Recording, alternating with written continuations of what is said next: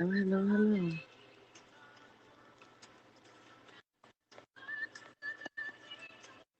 I'm going to give everyone a moment to see who's around and continue to set up a bit. I need to find something that I can put my device on. Yo. Hello. Hi, honey. I don't know if you realize, but I am right now broadcasting from Haps. I'm not actually on Periscope at the moment. I am just feeding down to Periscope. So I'm hoping you'll join us over on Haps. It is a beta app, so it's going to take some work and some loving, but it's real and it's quite the app. I can see it going somewhere. You just have to work a little harder at some of the bugs, but it is a beta. Can you hear me okay? This is why. Screen not as per usual. In what way is it not as per usual? There's this little teeny square that you're supposed to stick your face in.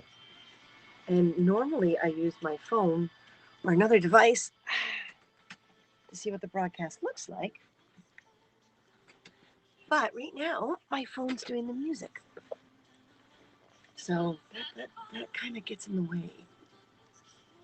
So I would love to hear what it looks like at the moment.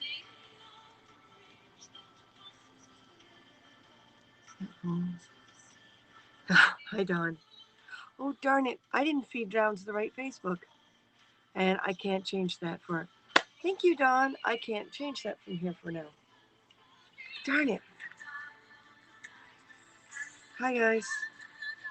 I was going to feed to the Don't Poke the Lion Facebook, and that didn't happen. So I'm going to let you guys come in a bit. And in the meantime, I am going to see if I can solve that. Improve video quality?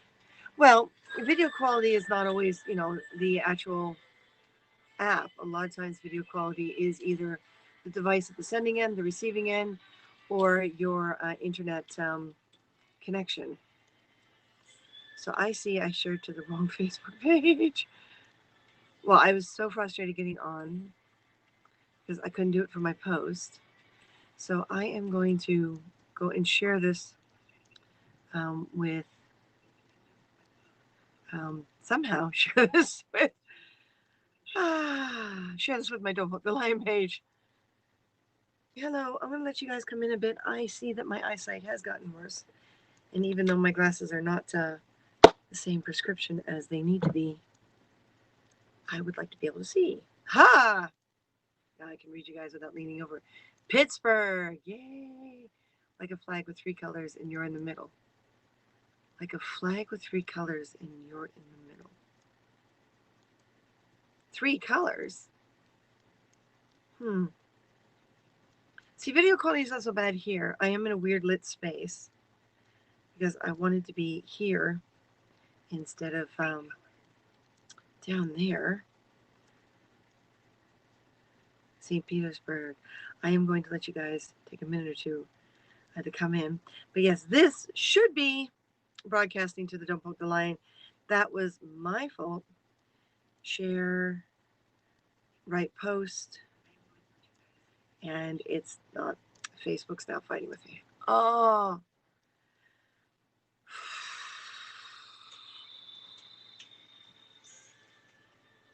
Zen. Canada flag in your face is a leaf. Well, that's because I've got it on straight up and down. But once you start, you can't change it. So I decided on portrait because this way, if I have to plug in my earbuds and stuff, if someone decides to come on to talk with me, because Haps can do that, I can just plug the headset in as opposed to struggling around the sides to get it in. It sounds so dirty. Do you guys want us? I was looking for a different theme to work, but it doesn't matter. I spent all my coins on you too anyway. Oh, thank you. if I have to restart, I can restart wide if you want. Um, but yeah, so it looks like that. That's because my iPad is up like this on the stand instead of like that on the stand. If it was like that on the stand, it would be wider. But this is my broadcast. Anything that's Don't Poke the Lion, Martin is completely excluded from because it's my thing. This used to be a separate channel, and you know it it was a difficult time. It's always been a difficult time going through perimenopause and menopause, and especially for me. And it was something that I had to get out and feel and experience and go through. And Martin decided that this would be my thing and this would be my reality. And it's really hard. It's really hard for me to be married. I know you guys don't think that's valid. I think I will share after the fact because it looks like you guys want to start the conversation. And I'm trying to figure out how to get this to share to the Don't Poke the Lion. I should have done it from HAPS, but I did not. So that's left me in this situation. So I felt that this, with all the COVID and everything, was a good time to restart Don't Poke the Lion and do it. So I see who's on Periscope. I see who's here on HAPS, HAPPS.TV/@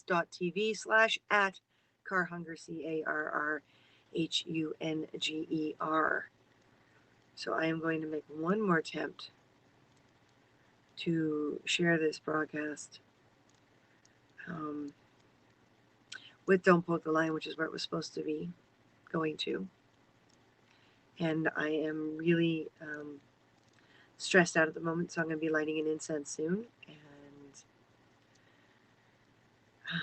and doing the best I can to keep going. How is everyone else? This is the first day of the lockdown for us. The hardest thing about it is Martin had to find meaning and purpose to be out so I can do this because our little open concept place does not allow for that to happen. And let's see. Oh, I have to do it for my personal. So Don't Poke the Lion. Share to a page. Not J Dragon. Don't Poke the Lion. And I am going to post on Don't Poke the Lion. And there we go. So it's feeding live, but it's not feeding live. I'm not sure exactly what I did. All I know is I did it. So we're going to put this off to the side again. So this is Don't Poke the Lion. I was considering doing a separate HAPS channel. I may lock one off anyway, but I was thinking of doing a separate HAPS channel for this, but I realized the more channels we have to deal with, the harder it'll be. So, Colleen McManus. Hi, Colleen. I can hear you and see you. Okay. Not well. We have not been doing well now for a couple of years. We do well in pockets, and we do well at certain times doing certain things, and that's to be expected. But the immeasurable amount of stress and a lot of what's. Thank you, Kill to Dragon. Thank you, Jeff. Super heart. A lot of what we're going through is overwhelming. I'm kind of surprised we're alive, and the lockdown is not doing us any more good. We wound up in a home where it's completely open concept and doesn't have any privacy when you think about it. The bathroom's it. And even as a longtime couple, there are times where we need privacy, and we're not getting it. So the lockdown only puts us in a worse situation because we're now being forced um, to instantly try to deal with each other's or our own issues. And it's natural. Like, I mean, we've been together for 33 years. We had, a $279,000 loss on the festival in BC. We still struggle with people's stereotypes and images inflicted upon us, and whether which is better, loneliness or accepting that. So I was gonna wait till after the whole COVID thing before restarting Don't Poke the Lion, because the only way I can have private space to do this particular type of broadcast is if he finds a reason to be out, because lockdown is very specific, and it's $1,500 a person if they fine you. So, and we're not allowed to be in the halls anymore, and we're not allowed to. So basically, outside in the smoking area is the only place we're allowed to be in order to have any privacy time. Martin and I have not had any serious privacy time from each other in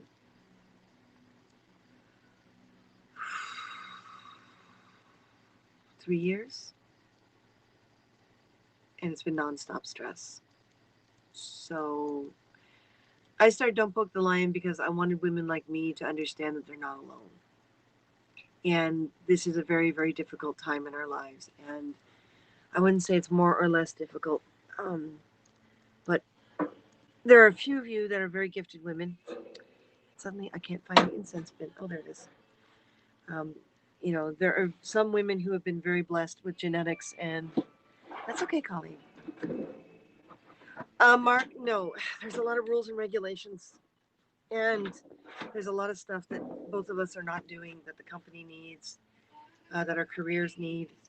There's a lot of stuff that I did for Martin that I should not have done. But at the time in my life, I felt that it gave me meaning. And then when it got too much and people literally turned against me, and I had to talk my brain into thinking that I'm looking for the Circe's Moon incense because it's one for feminine power. And I am very, in many ways, I am very masculine. So I've never fit in with the rest of the women in the first place. So that didn't help. There's my Circe's Moon. I only have a few of those left. Oh no! But it's not that easy. When you're, people say you should never be in business together and be a couple. And we've proven people wrong many, many times. But what we did not perceive or prepare for was the fact that as time goes by, our hormones will change, our bodies will change, and there's going to be a lot of things that we've grown to rely on that we'll no longer have access to. And we can either go the way of our peers and freak out, which we did to a certain degree, or we can go the way we're designed to do individually and accept that it's just going to be the two of us for a long time. Well, neither of us is very good at accepting just the two of us, not to this degree. So you wind up getting help from people who have resolves that don't suit your company, that don't suit your careers, don't suit your art. um, that's quite a declaration, Mark. I'd love to know how you get that impression. I really would. Because Don't Poke the Lion isn't about Martin. Don't Poke the Lion is about me. Because we find that the world makes more of a man's position than a woman's position. And I've always been a very masculine woman. I mean, when I was in my teen years, which is why I wanted to start with the tween and teen years, I wasn't sure if I was straight or gay or bi. But, being a Gen Xer in my teenage years, being during the 80s, it was a time of experimentation and a time of confusing rights and a time of a different kind of struggle. Oh, don't be sorry, Mark. Don't be sorry. This is one thing you all have to realize with me. Don't be sorry. Cool.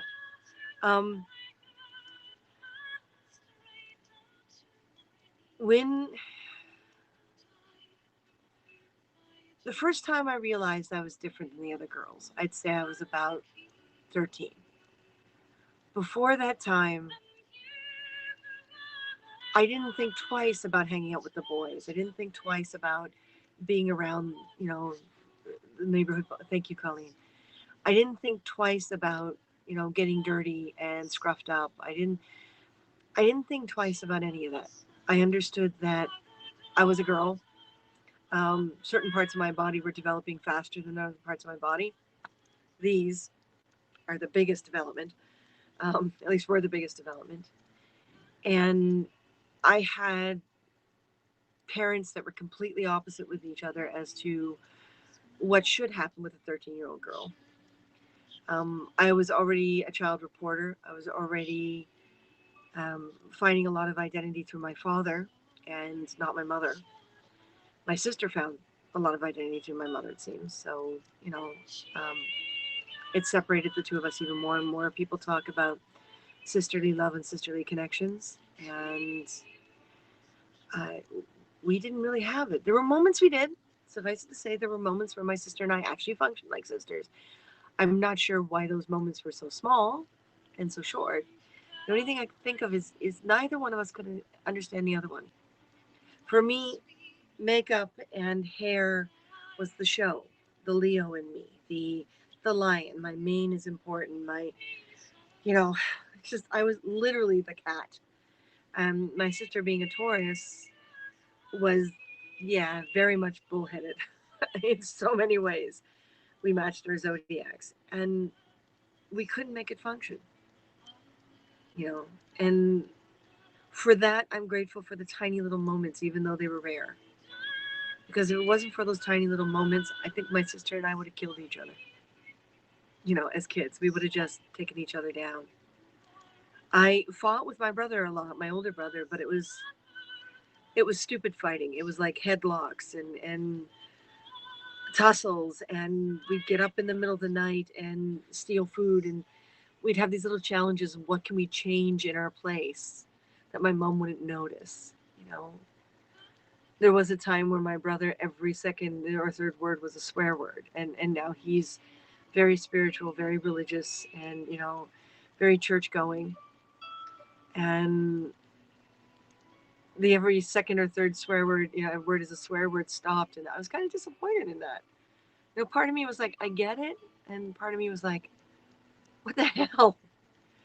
So this is what I was like when I was in that age group. I did not realize that any girl or woman had to be anything other than what she's designed to be. I really, my first Me Too moment was coming home from a babysitting job, and he cornered me in one of the little archways.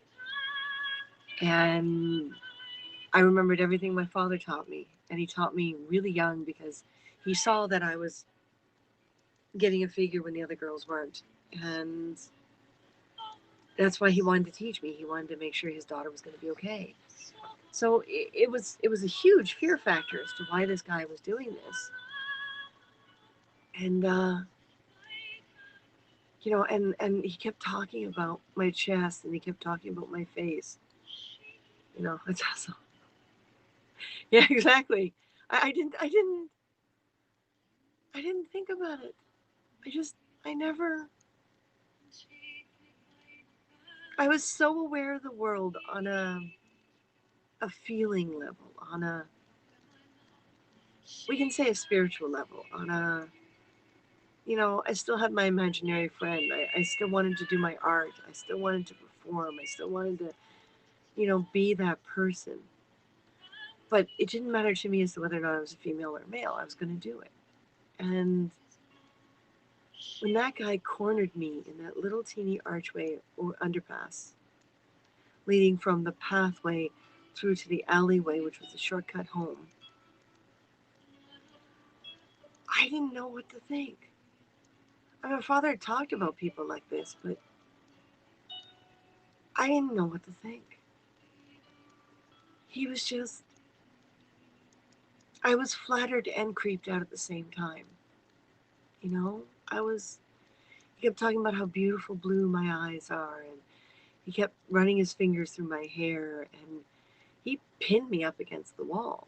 And I didn't know what to do. Part of me was so complimented. My hormones were changing. My body was coming into its own. My eyes were brightening up. I was starting to experiment with performance, and you know, and thank you for subscribing.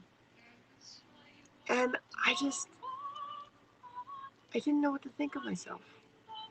I had no interest in boys except for playing games. I Most of the bullies in my life were female, not male. So,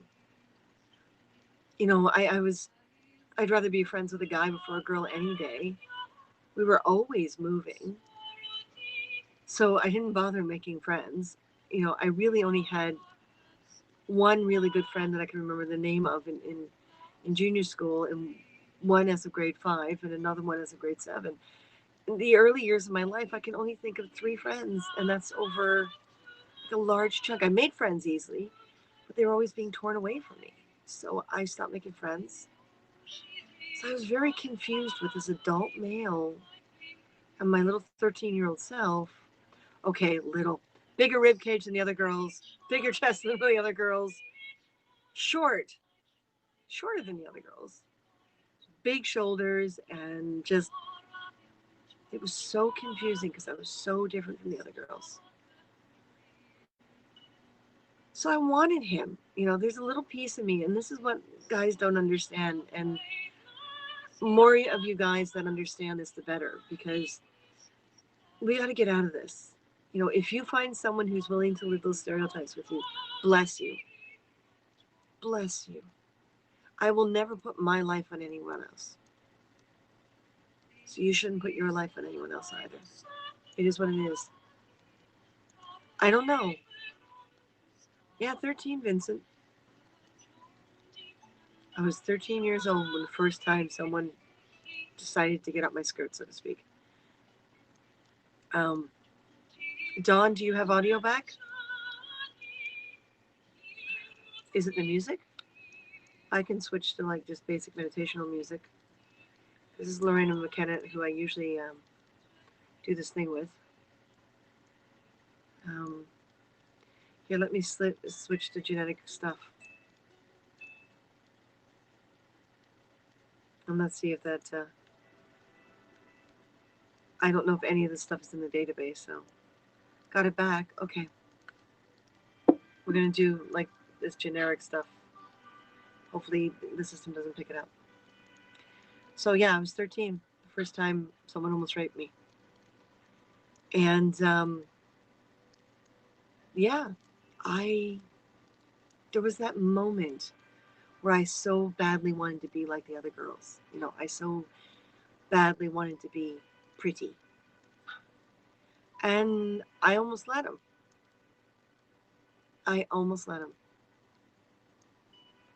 Okay.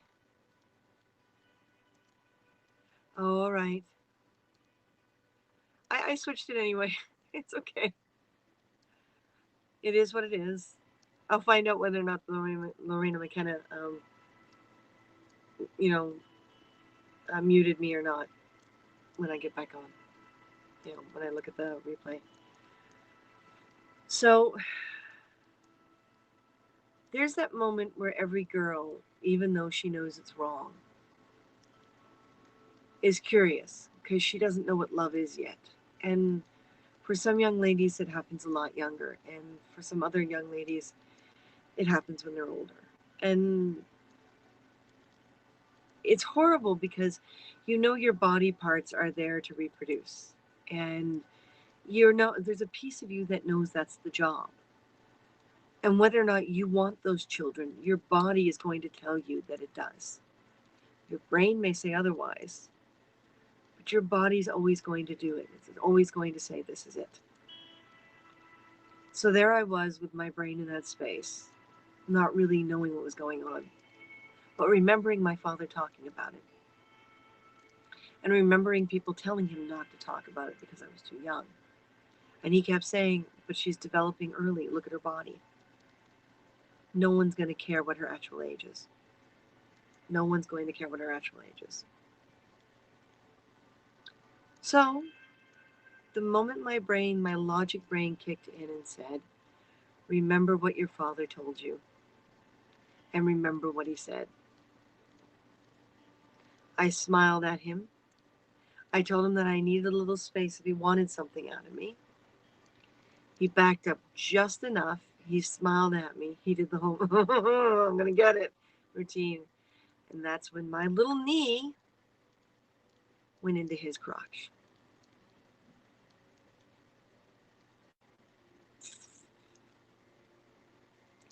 He backed up. He cursed at me. He told me he had been watching me for a while from a distance and that he'd already done my friends. What friends he was talking about, I don't know. I really only had one person at the time that I could call friend.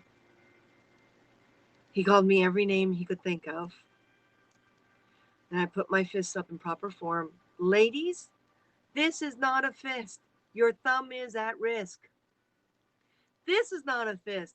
Your thumb is at risk. Okay? This, you run the risk of. So you go down like this so that when you hit here, there's no chance your thumb is at risk. Don't go like this because your thumb's at risk. Don't go like this because your thumb's at risk. Don't go like this, your thumb's at risk. Nice and down here, ladies. And hit with this. Make sure your wrist is nice and straight and wallop. So fist went up.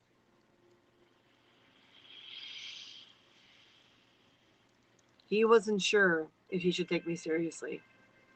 I don't even remember what I said to him. I just know I yelled and screamed and got aggressive and dropped my tone. That's the other thing, ladies. Don't go up here. Doesn't matter if your voice is up there. Drop your voice. So I dropped my voice. I did everything Daddy taught me. The guy spat at me, grabbed his bike, went past the underpass where apparently he had his bike, rode past me really, really close. I had to push myself back up against the wall and took off. You know, no one believed me. I told so many people. I went after every authority figure that I could think of. You know, we called the cops. The cops were like, mm-hmm. You know, my mother even hesitated because she didn't know whether or not I was talking the truth. That doesn't happen to a 13-year-old. No. It took her a while before she finally called the police. The teachers didn't believe me. I asked to speak to social workers. The social workers didn't believe me. No one believed me. And in the long run, what it came down to is I had to face the fact that any help that I could get was going on the majority of instinct for young females. We tell lies for attention. These things don't happen. That was the beginning of my hormonal realizations. That somehow I was giving off an air that that's what every woman had to be. Never believed, never trusted, never respected. I spent a good chunk of my life that way. People look at pictures and video of me and they're like, you were so confident, you were so complete, you were so there. Trust me, folks, there's a large chunk of me that wasn't. And it's the same story for most women. We're Gen Xers. We're the generation that said it doesn't matter if you're male or female, you got to do what you got to do. Women can be anything and everything to everyone. No, that was a little too much to expect. And a little too quick. Every time someone says the new generation doesn't latch on to something for any length of time and trends are always changing and it's too difficult to keep up with them, of course it is. But my fellow Gen Xers, especially you ladies, we brought it on ourselves. Now, that doesn't mean we should wallow in pity for the rest of our lives. What it means is we've got to understand we built a crappy foundation for these kids to build on a house on. If we don't fix the foundation, these kids are not going to have anything to work on. You got to listen. We didn't back then. We sang about we'd like to teach the world to sing, and everything was this beautiful perfection. We were going to overcome it all. We did for a little while. My second experience was 15.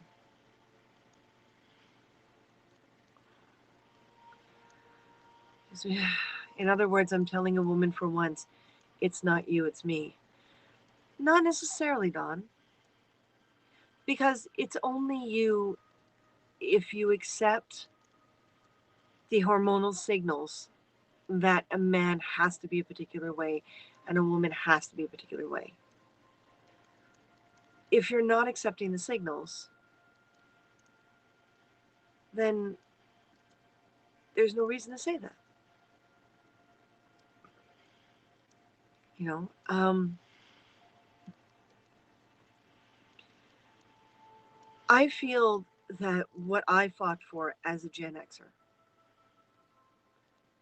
I feel what I fought for was abolishment of the melting pot disposition. That stereotypes should only be used to tell stories. Whether your story is against a stereotype or for a stereotype didn't make a difference to me. Stories needed to be told, and in order for people to listen, they got to relate. And in life, you're either going with a stereotype or against a stereotype.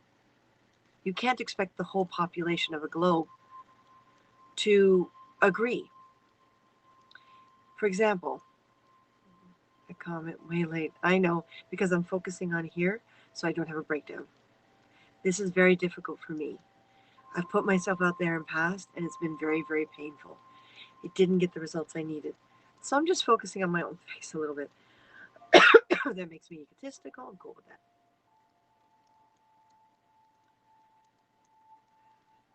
I got the audio from the video. It's okay. It's perfectly all right, Don. So, see, now I lost my train of thought. This is the hardest thing for me to do. I have tried to find a safe space to do this. And for a while, I was encouraged to go do a TED Talk. And when I saw what's involved, it was just too much to get into.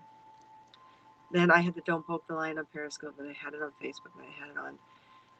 This is really hard for me to do. So it takes a little more focus. But if I can get comfortable with myself, again, I can do my art again, and I can give you guys so much awesomeness. So much awesomeness. Now, where was I? Don't be scared of leaving comments. Just, I don't know when I'm going to get to them. I would like to see who's here and not think that everyone left me. It's really hard being this honest. It really is. Now, where did I leave off? Right, stereotypes. We should be free to use stereotypes to tell a story.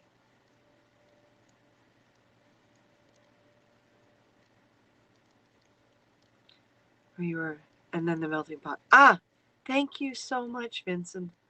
Thank you so much.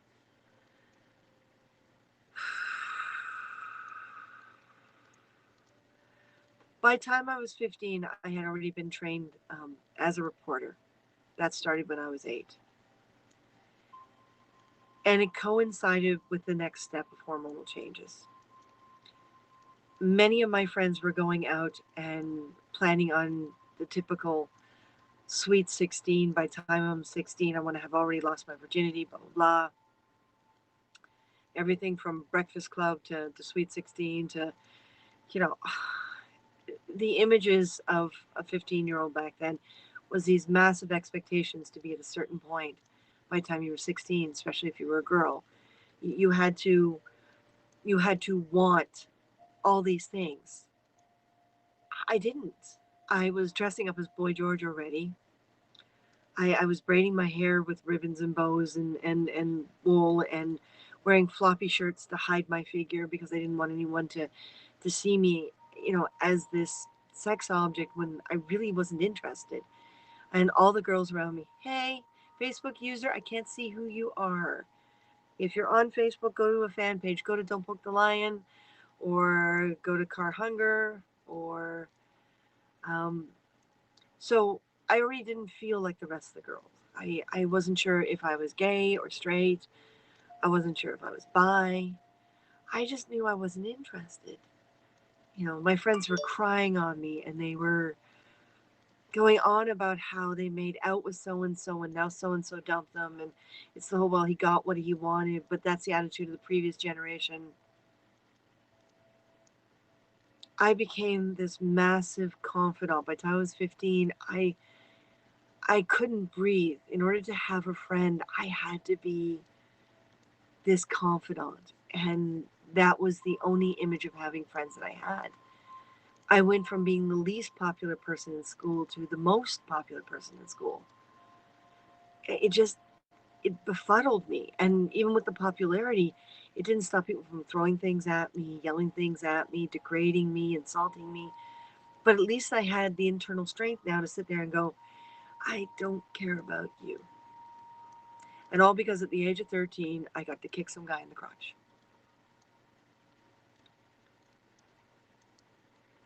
Jennifer! Yes, I can. Thank you. Thank you, thank you, thank you. So let's everyone get over on the apps. It'll make it more direct. Um, and that way you guys can start getting your coins for awards and stuff, collecting coins. So I had become this person that I didn't understand. And then there was the attitude of the melting pot, the individualism, and the two ideals just conflicted with each other. But I was starting to feel good. Hey, I was starting to feel like I had purpose and meaning. I could now dress weird and unusual, and if you hated me, now you had a reason. Before that, I couldn't understand why people picked on me or teased me. But now I had a reason. I looked like this guy who was openly gay or bi. I think he was more bi. I think George is still bi. I was just, I still had no interest in a relationship. I had no desire to have a boyfriend. Friends would cry all over me, and I'd have breakdowns, and I'd sit there and go, that's why I don't want a relationship. I don't even want a girl as a relationship. Maybe I'll experiment one day, but not now. And I don't know. Some people had the theories when I talked to the counselors. Some of them had the theory that it's because of what happened to me when I was 13. But I don't know. So again, I started feeling that pressure, that horrible hormonal driven pressure. If you're a girl, this is what you are. If you're a guy, this is what you are. But we're Gen X's, so we're neither.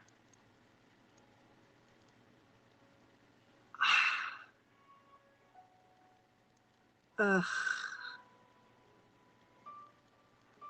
Jennifer, you're right. But it doesn't mean I didn't struggle. And boy, did I struggle. I was so different from the rest of them. So freaking different.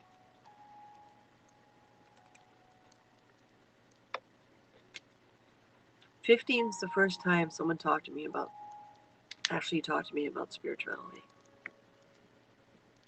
and being okay with your body and your mind and who you are, and that as long as you don't talk to people outside of your energy about your energy, then you'll be okay. And he was right. I know the modern attitude is very different, but that's basically what it was. I gotta turn on the fan because my incense is, the air is circulating up here anyway. That's better now. The incense is not burning fast. Sure, everybody struggles. Some people not as much as others. Some people later in life, some people earlier in life. But that doesn't make me feel any better. it's still my story. You know, it's still my story that I need to share. And I'm going to ask people when they see Don't Poke the Lion, I'm not here to feel better. I'm here hoping someone else will feel better, if that makes sense. The 90s in my memory was you had to be unique to stand out. You had to be unique, but we were unique within parameters. So we were never really unique. We were, I mean, we were called, if you were a fan of Culture Club and you dressed like Boy George, you were called a CCC, a Culture Club clone. So it was the clone. It was like the Clone Wars before the Clone Wars, before Star Wars did it. Keep peeking back at the video and think you have a cig smoking. No, it's my incense. It's developed a bit of an unusual attitude in its smoke pattern. So I'm just kind of tolerating it because if I'm going to sit up here, I have nowhere for it to go. Strange clouds. No, just my incense. Just my incense so I can focus. So, Love Bug, what a great award. Thank you. I need like a little ladybug that I can hold up every time you love bug me.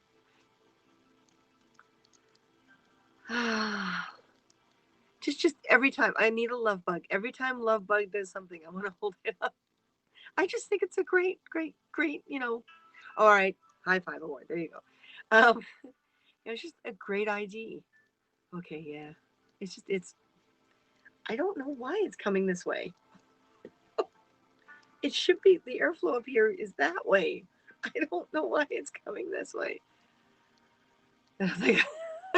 No, no, it's okay, Mark. It's fine. It's fine. Going through cancer. I've had bad days and good days. Today I'm feeling bad. Okay, Jennifer. I can respect that. And I understand that. But this is why Don't Poke the Lion was a very difficult thing for me to do. And I've tried it. Now, this is time number 4 I've tried having it. And it's because I spend a lot of time losing myself in everyone else. And I have to remind myself that I've had my struggle. And I will always be there for you guys. But I have to add being there for myself. Not replace, add. So I see Don't Poke the Lion as my story because somewhere out there is someone who has a similar story. And I don't want her to go through as much as I did. So yeah. If only you had some polymer clay to make one.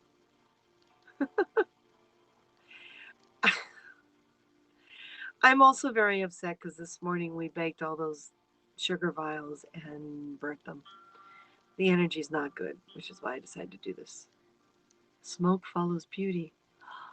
Jennifer, that's very sweet. Are you sure you're having a bad day? It sounds like you're on the way to having an incredible day. I find my dreams determine my mood. When I used to write down my dreams in the morning, it helped immensely, but I haven't done that in at least 7 years. So, yeah, it's a stage. And I'm hoping people out there, male or female, get something out of me taking this time to share the stage. I was gonna write an autobiography, and I started all this work, and I was at it for months on end, and I did audio files and dictation because it's easier for me to talk sometimes. And I put it up on the cloud, and this was 15 years ago. And when my one device died, suddenly I couldn't get access to the cloud on the new device, and I lost everything because I couldn't remember my password. And the phone I had was no more, and I lost all that work. I keep losing all my work. It seems this is the best way for me to do it. Maybe one day I'll do TED Talks. That'd be cool. Get paid to share my heart. That'd be nice. Oh my God, I'd be able to eat for taking the courage to be out in public. That would be awesome. Jennifer. Yes, Vincent. She's been working through that cancer quite a while for quite a while. Yeah, it means we're going to have to very gently try to sand them, and the ones that have the extra layer, we're going to have to hand paint them. So I can't increase the cost of the vials, and that's a lot of time we needed for other things. So when your energy sucks and you allow it to suck, and you rely too much on other people to make it not suck, it sucks. The universe has this amazing way of just going, no, look, stop. So I'm trying to listen to the universe and go back to doing Don't Poke the Lion. Martin has to find his own route. This is what I'm used to. This is what I do. He's not very good at this. And there was a time where I tried to make him do what I'm doing, try to give him his own broadcast. And he only felt, intimidated and expressed to me over and over again that he was doing it for me, not him. So he has to find his own route. And he found that cleaning helps him. And I'm trying to encourage him to record his thoughts while he's cleaning, even if they just audio archive somewhere. Um, but it means I can't be here. So I have to figure that out. He's not there again. There's been a huge step back over the past 2 years of what we've gone through. So he's not there yet again. So hopefully, with him knowing I'm doing this, even though we're now behind schedule again, and there's a good chance because we already started the program, but we haven't done a new page, we're going to lose the grant money. But it is what it is. And we have to keep going. There'll be always setback camping. I dream about my ex always, and they always bring me down. I wish I could control them, but I can't. Love bug, honey. Dreams are like psychic readings. They're like seances. They're like church. They're like you're tapping into another part of yourself that doesn't normally get a chance to talk every day. And all you really have to do is remember the symbols and look them up. Don't worry about it's your ex. There are things about your ex that are incredible still, and things that are not. Just breathe, and you'll be fine. I would also support a Martin broadcast if that's what he chose to do. Yeah, I know, and I'm just saying this is it. I can't make him do that. He loves doing broadcasts with me. He hates going on alone. As you guys saw a couple broadcasts ago when he had to start because I was having digestive problems in the washroom. Yeah, he doesn't like it. He likes coming on because he's on with me. He doesn't like doing personal stuff this way. He's a lot more private than I am. So it's been 4 years now, Jennifer. Oh wow. Ah, I think Jennifer's giving us some love bugs. Don't dwell on the past. Exactly, but you can't dwell on the past, but you have to learn from it. In order to learn it, you have to structure it out and you have to make it fact. And some of us, especially those of us with high functioning brains, I tried to turn mine off. I got sick. So it doesn't matter what worked for other people. I must go back to how it worked for me. And that scares a lot of my friends. So let's go back to where this started. My goal is to make sure that no matter what has happened to me, hopefully someone can get through what's happening to them if it's similar enough to me. It's not going to be exactly like me, but if it's similar enough to me. Hold on. My text message. Looks like Martin.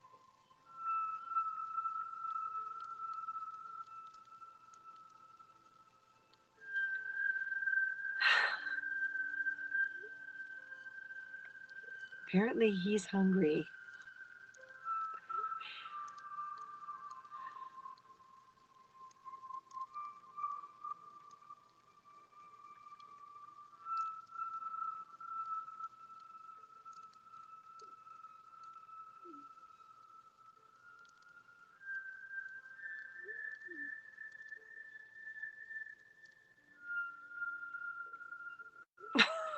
We have to eat sensibly. It's horrible. It's horrible. I hate this age. Gentlemen, you have an easier time, trust me. Worst thing you can get bruised is your ego. Be right back, AFK. Okay. If everyone can be patient for one moment.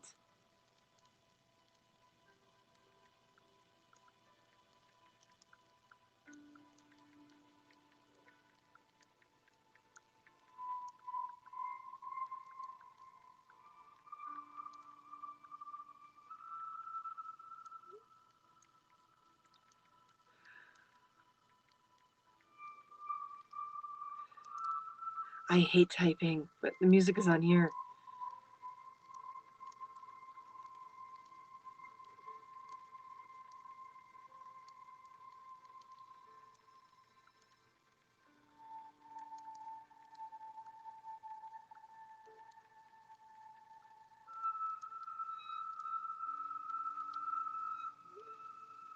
All right.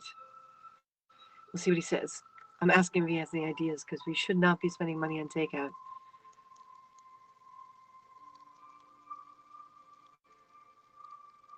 Hmm.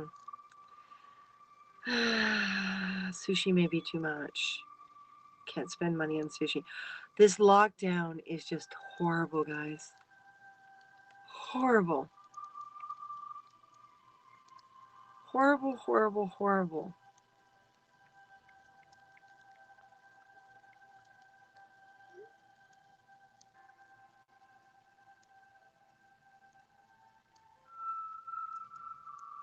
So,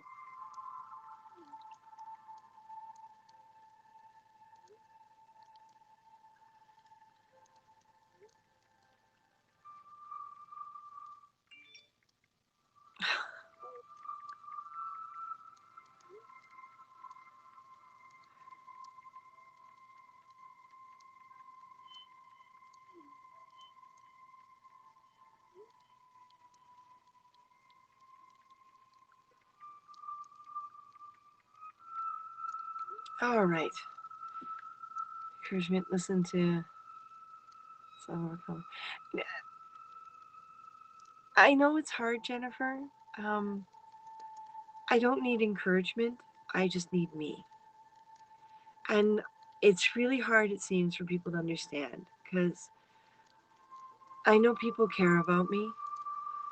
However, I've been caring about me based on everyone else. And it's pulled me in so many directions because there are so many people who care about me. And I want them to know that they're appreciated and they're loved and they're, you guys are all important to me, every single one of you, even the trolls, okay? Every single one of you. Even the morons, the struggling, the not struggling, the ego, the, because of who I am, you are all important to me because you all make life. You all make up my characters. You all make up my writing. You all make up my art. So I've had to say to myself that I'm going to stop getting advice from anyone. No more counselors, no more psychs, no more anything. My only therapy is feeling safe being me and having the world around me understand that this is who I am. I am an indigo child. I'm a high functioning brain, and I'm in the early stages of menopause after going through 6 to 8 years of perimenopause. Not a good situation and a rarity, according to the. Exactly, trolls need love too. But that's why I troll them back, because I'm hoping that they'll hear and feel. And even if they get angry at me and they go away and they curse and they, maybe one day, they'll go, hold on, it hurts me. She can't be the only one that's going to be doing this. Maybe I should stop. I don't know. Maybe they'll be that way forever. Maybe not. In my mind, in my eyes, I gave them the chance that I need to give another human being. And that makes me feel I've got to learn to put limits on it. That has been a failing of mine. Um, he's typing away. He must have 1,000 ideas. But yeah, see, there's major shopping that has to be done, and he's not handling that well either. He's not The whole COVID lockdown thing, he's not handling well. I'm not handling shopping well because I'm so sensitive and I've been so out of practice for so long that I walk into a store, if like 5% of the people in there during this whole COVID thing have anxiety, I instantly get anxiety. If I walk into a store and it's empty, I'm fine. So, even though they're only letting certain people, certain numbers in the store at a time, I'm not good as a shopper right now, and he's not good as a shopper alone. He's great when we're together, but he's not good alone, and now we have a ton of catching up to do. So there's a bit of a struggle he's going through. Yeah, shopping is very stressful in COVID. Haunting your broadcast again is in support of my friend.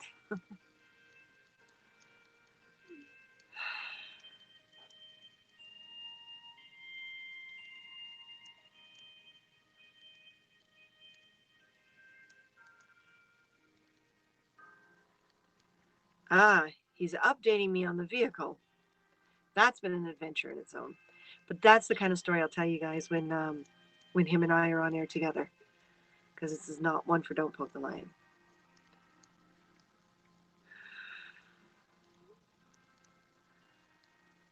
Okay.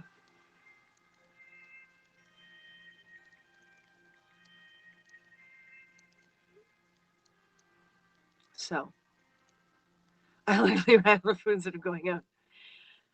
Yeah, we keep doing that too. And we don't have a very big fridge, which doesn't help. So, no is a complete sentence, really. It's okay to say no to things. Yeah, well, that's why I want to talk about my past. Because for a number of us, and I'm sure Jennifer to a certain degree, you've gone through this as well. It's not okay to say no when you're not sure why you're saying no. So until you're in a space where you feel comfortable saying no, you've got less of a chance of succeeding. And I learned that early on in life too.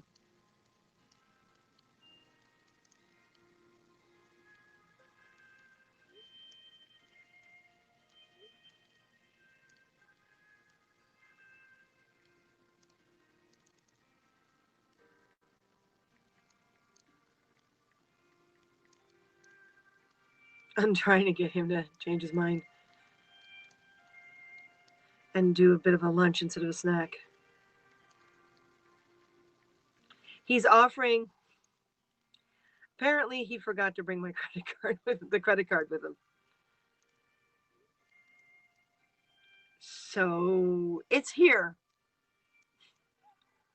Shows you how stressed out he is. We separated some things the other day from our wallets, and yeah, our bank cards and our credit cards are here instead of his cards being with him. So he's just offered to very quietly come in, make me a small lunch so I can stay on air with you guys, and then try going back out shopping with the actual credit card in hand. They've already told him that he can't just be let into the store again. He has to go back in line. So once again, we're behind schedule and trying not to overstress. So, yeah, crackers and soup. Wow. I wish. So you're going to see him briefly whenever he gets back here and does that for me. And then he's only going to put in front of me and leave. Because don't poke the line. Anything that says don't poke the line is me only. So,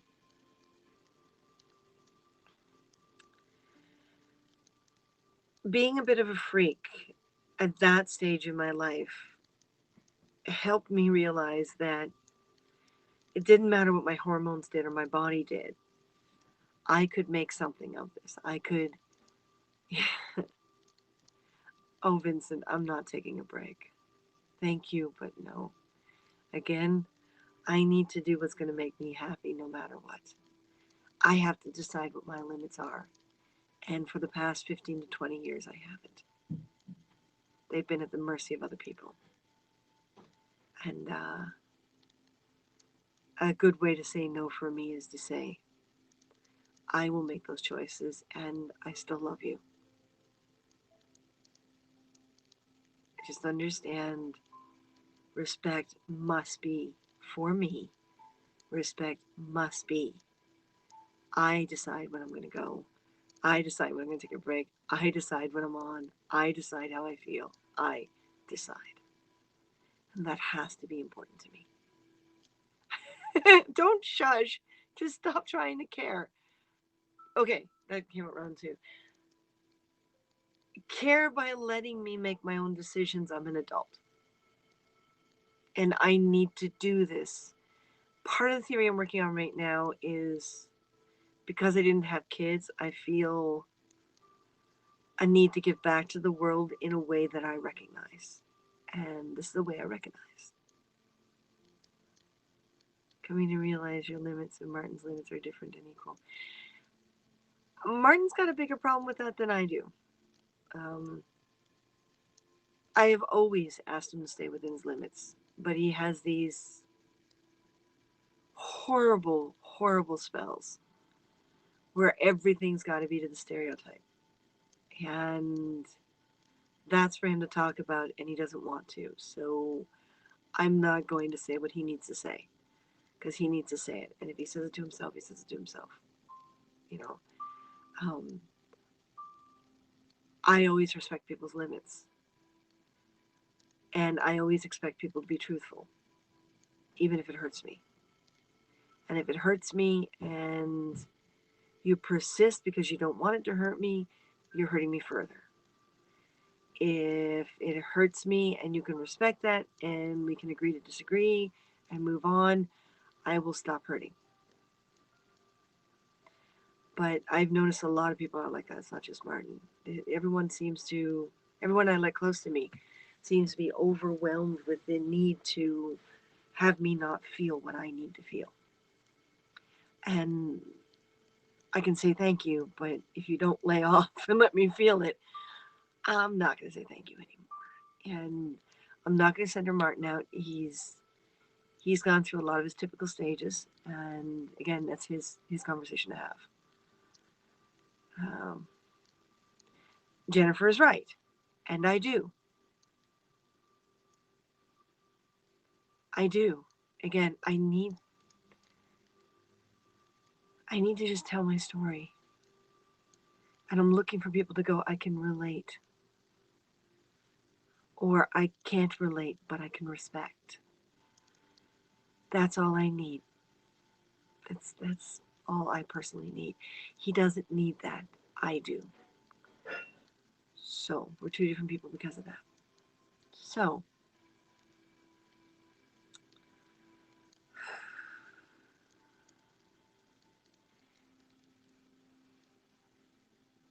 I found such strength in doing all those weird things. You know, shaving off my eyebrows and putting colored streaks in my hair and doing things where that kind of stuff was not common.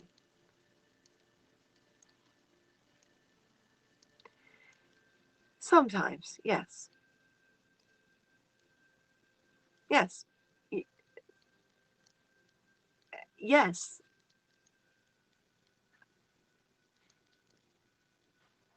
I need to tell my story. I need to feel. I need to tell my story. I need to feel. So, I got picked on more. In many ways, I got put down more. All the things I was doing then were so out of the ordinary. And these are things that now are so ordinary, so common, so accepted. And they weren't then. And that created this vicious little loop. That loop caused me, as much as it caused me, okay, thank you. As much as it caused me to blossom, it caused me to close in. Thank you. Yes, Jennifer, I know, honey. But this has to be my turn right now. I'm asking you to let it be my turn. All right?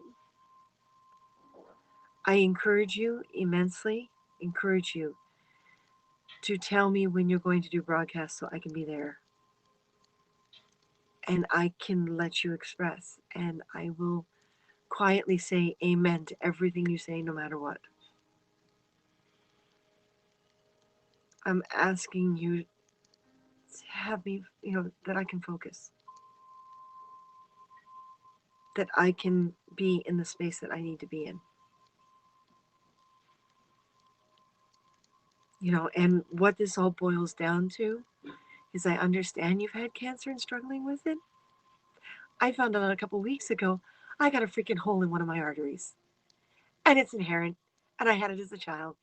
I'm trying to deal with it, okay? Please, honey, please. I know you want to help, okay? I know you want to be special. I do too. And now it's stuttering. Thank you. Thank you, thank you, thank you. Yes, thank you. Let me know when you do your broadcast, and I will be there. And my advice and issues will not be the center of focus. What you say will.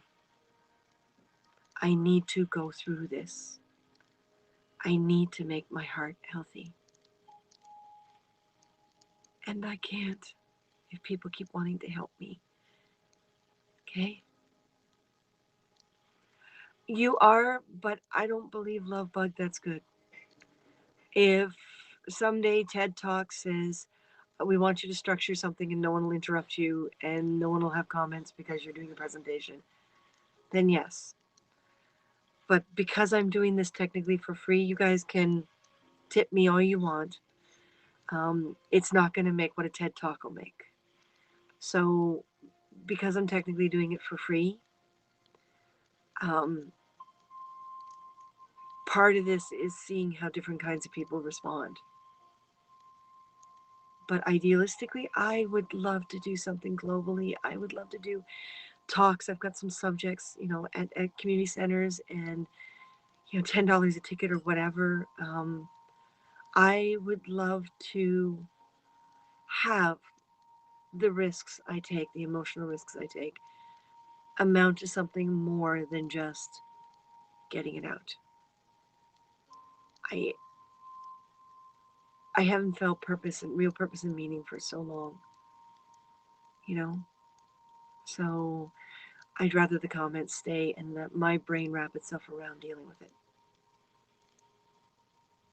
Hey, Eric. Eric's a very special person, by the way, folks. If you get the chance, take part in his broadcasts. They're very special. Um, and we're very happy. Vince and Eric are both wonderful people, absolutely wonderful people. So, thank you, Jennifer. It's difficult to trust right now. Very, very difficult to trust right now. A lot of the changes I've had to make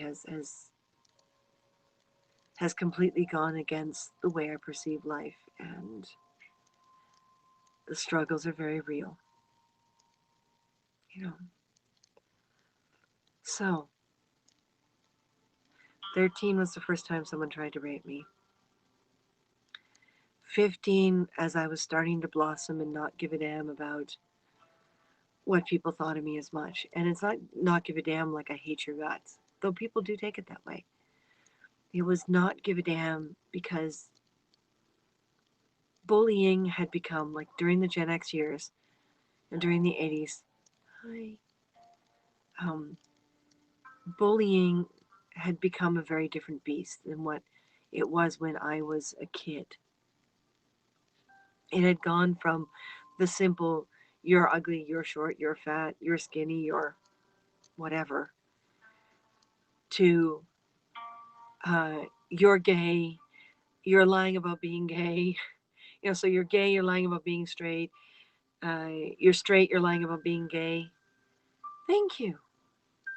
Hi, word.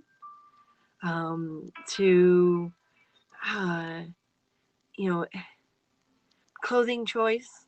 Like you were either a preppy or a punk or a, you know,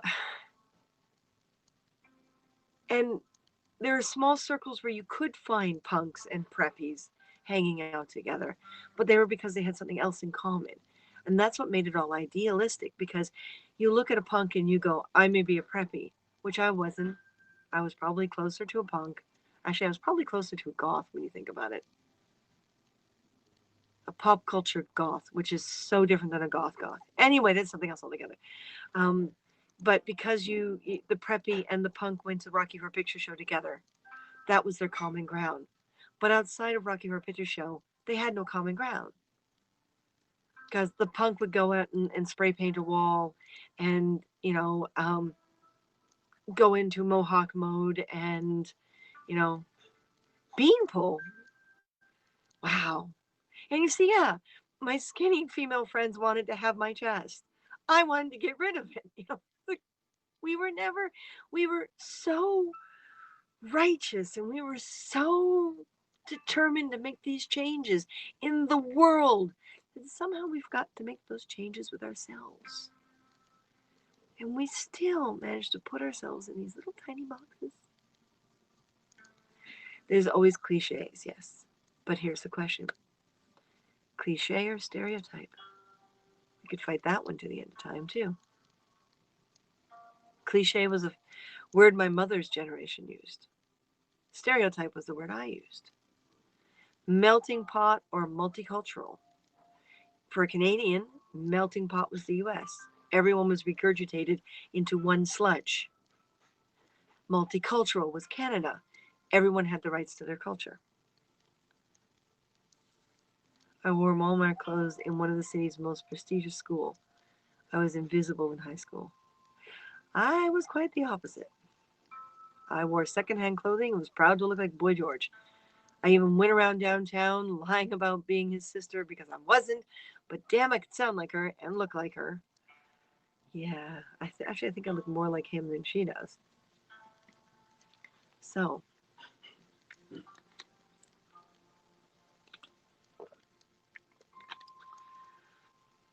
15 was the second attempt. I got involved with an independent production. And this was the first time that a producer ever made a go at it.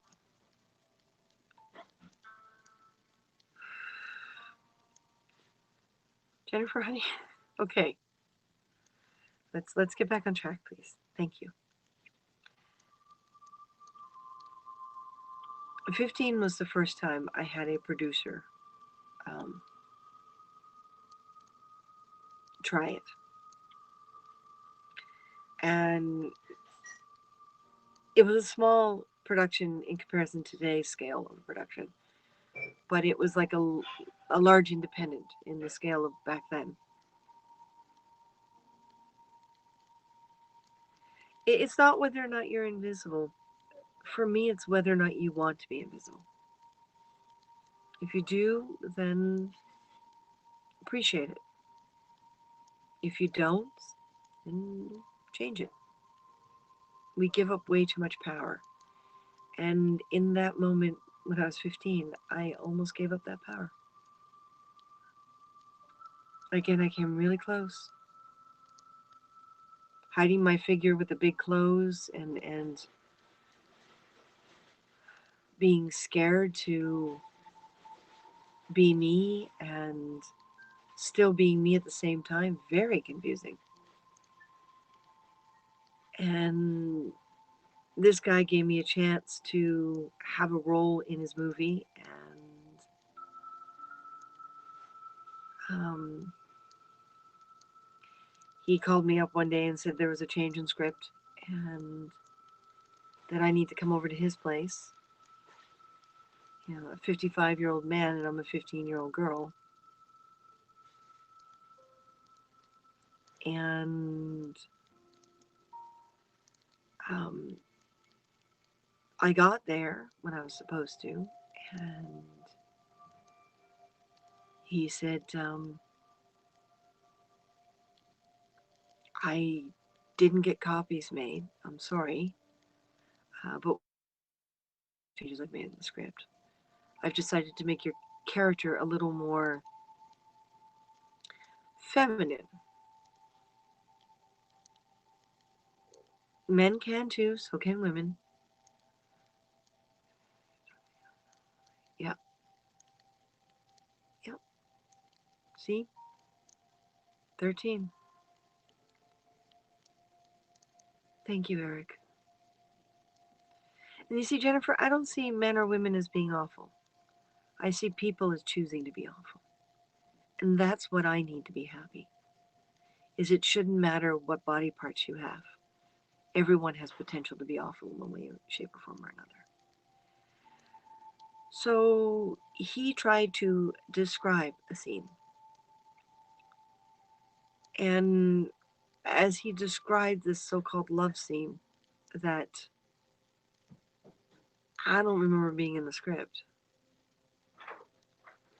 I realized he'd cast me and he'd cast 3 other women, but he had not cast any of the male roles yet.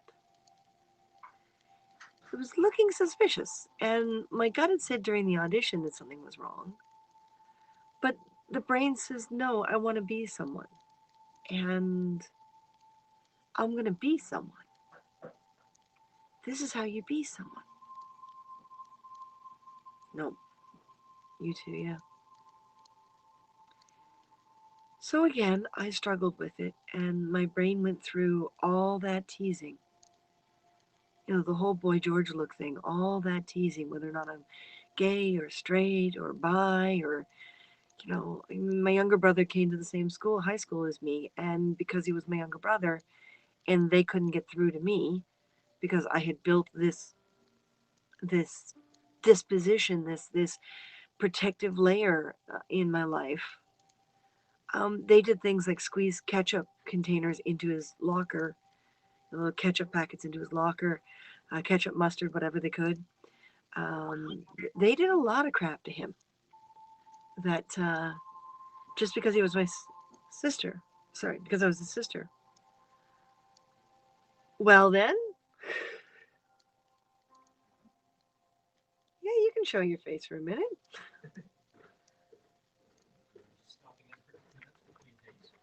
Was he really a producer? To this day, I don't.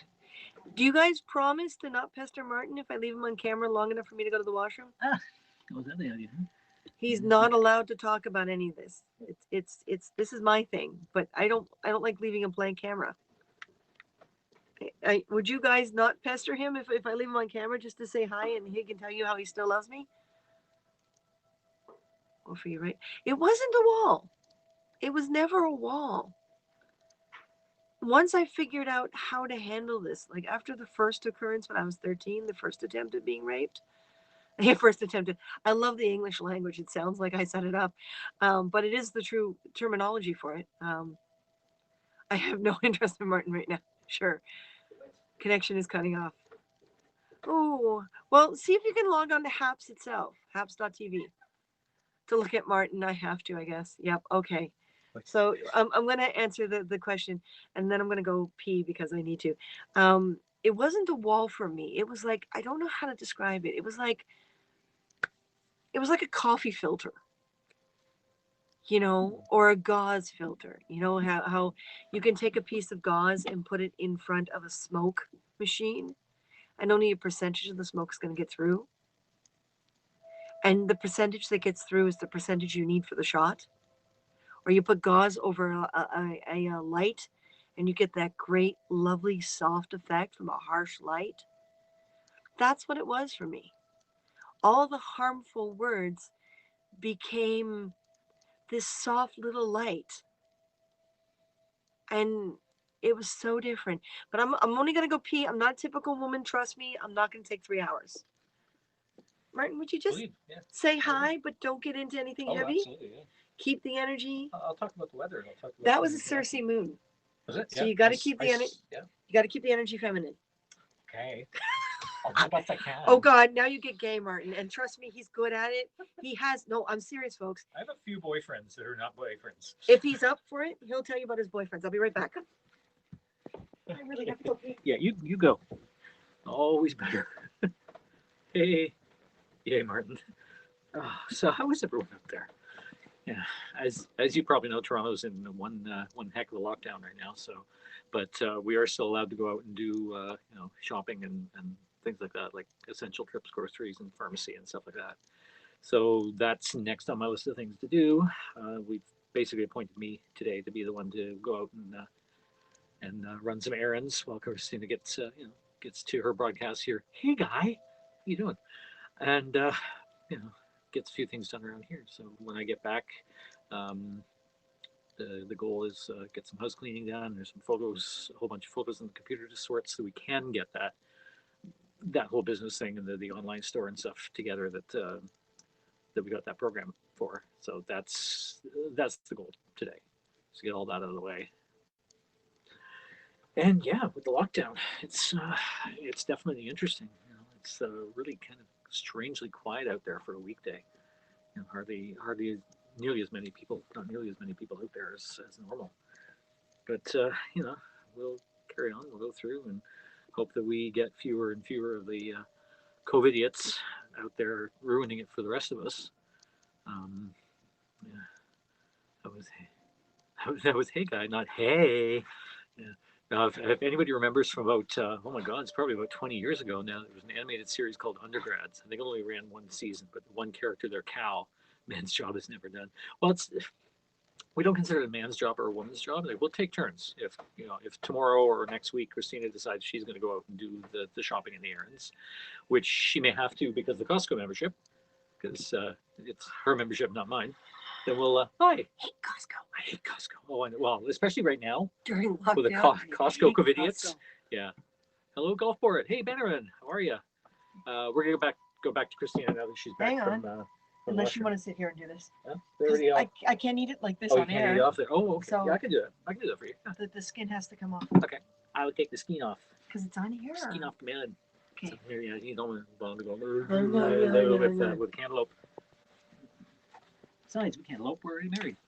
Oh. You know I have to say that every time we have cantaloupe. Yes, I know. It's a terrible, terrible thing. Cantaloupe, we're already married. Cantaloupe, we're already married. Silly man. Oh, you're actually being complimented. Am I? Yeah, apparently you're looking good. Oh, really? Wow. COVID hair and desperately in need of a shower. I should do that tonight.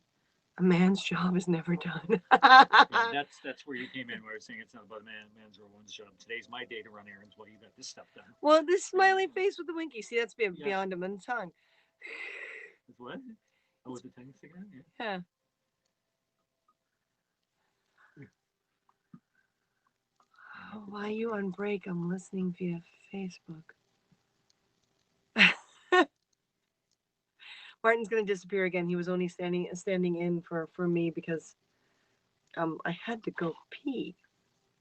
But anything that says don't poke the line is mine. Hi, Shane. Exclusive. Where do I get a Martin? You don't. They broke the mold. They had to. No, seriously, that's one of the things that people don't understand about Martin and I is we weren't looking. That's true. I keep saying to people, just live life. And the person will find you or you'll find them or whatever. The universe has this weird way of saying, okay, you two are going to find each other. Live life. And if the person comes, the person comes. If they don't, they don't. And welcome back. Thank you. Finally, I get a welcome back from Jennifer. Welcome back. Finally, I get a welcome back. There you go. There As you a, go. okay. Good to go. Yeah. Did you grab the credit card this time? It's on the counter downstairs. I'll grab it on my way out. Don't. I won't Don't. forget the credit card. Don't. Kind of need the credit card. No. Because there's money in the credit card, but we're intentionally not putting money in the bank account, keeping that in the savings. All right. Let's try to. I know there's going to be long lineups, but let's try to make one stop Yeah. for Like, everything. It'll be more money. I know it'll be more money, but we can't compare shop. we can do everything at Loblaws except for the cat supplies, but we can order that in because that actually worked last time. You did. The litter and the dry food. Mhm. All right. Oh, speaking of litter, Yeah, I see. He's doing that no matter whether the litter is clean or dirty. Um, and something's wrong with the litter box.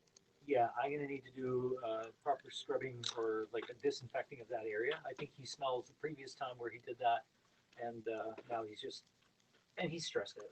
So when you're at Loblaws, can you see if there's any of the kitty cat cleaner stuff? Because I don't think we have any anymore. Oh, hold on, that odor control stuff. Yeah. I'll double check. I think we have some in the cupboard, but yeah, either way.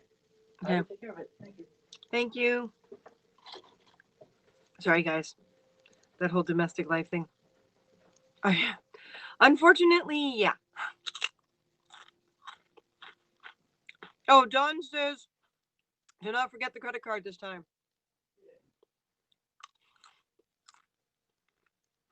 So, you see, the bathroom is so tiny in this place, so micro. Bathroom is so tiny in this place.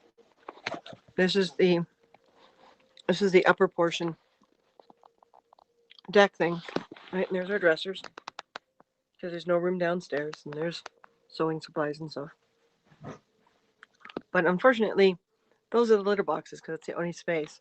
And yeah, Pippin has decided, even if the litter box is clean, that he's going to poop outside it. So we're not 100% sure what's going through his little brain, but we have to solve it. Shane wants you to pick up litter for her.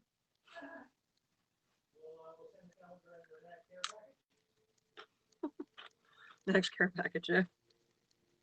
That's going to be one expensive care package. So,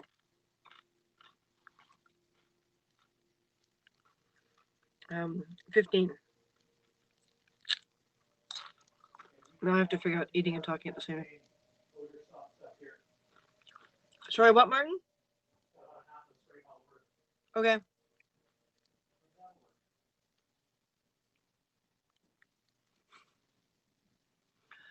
Jennifer, I am thinking that yeah, he's probably very stressed. Or like Martin said, there was one time where the litter box was neglected for a couple days. We disappeared and had my niece take care of things, and she fed them. And the first day we were gone, she scooped the litter. The other 3 days, she did not. So when we got back, the litter box was full, and there was poop outside. So we think because there's a carpet up here, there's this throw rug, we think maybe he still smells it from then. So he's now not disassociating. So get Martin come stress clean my house. Sure. Hold on. I said I wasn't going to speak on his behalf. It could be a health issue as well. But what Martin's going to do is we got that cat odor stuff. Apparently, we have half a bottle left. So this evening he will do that for me. Because, yeah, that's a lot of poop outside the litter box, and it's all Pippin. God. Oh, and Martin, it puts the lotion on his skin or else it gets...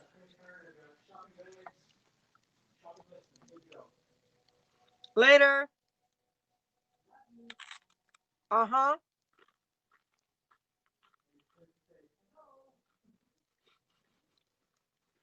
I swear Emmy must eat the litter because I clean it daily. It disappears fast for someone who only eats wet food. Oh no. Yeah, well, the only wheat in this household is a litter. So,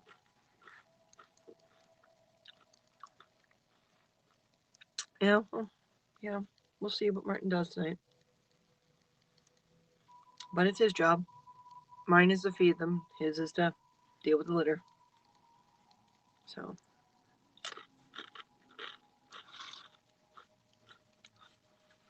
he's much better at it than I am. I have a hard time with it. which is why I'm happy the incense is really close to me. Poor little guy. Sorry, poor big guy. He's the big one of the three.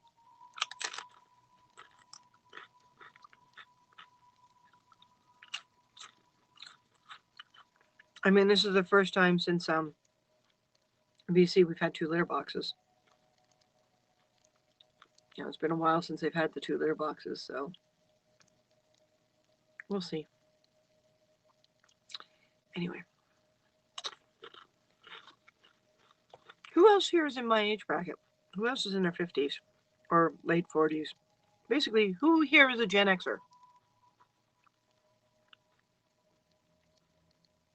We have the ones that plug in the wall, and we have the powder that goes in their food.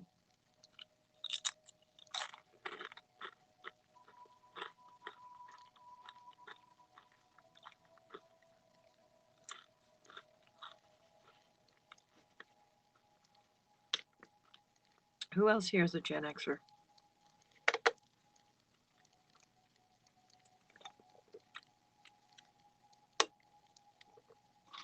Oh, you're going?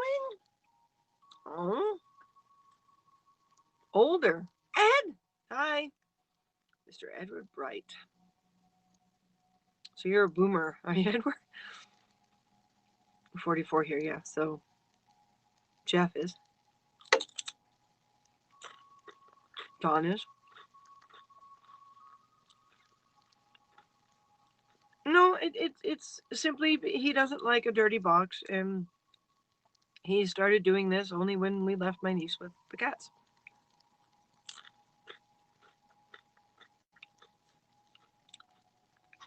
Smells 44? I'm assuming the smells has to do with the litter and the 44 is the age. That's right. That's right.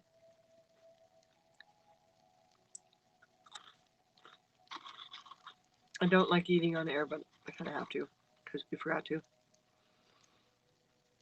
Okay.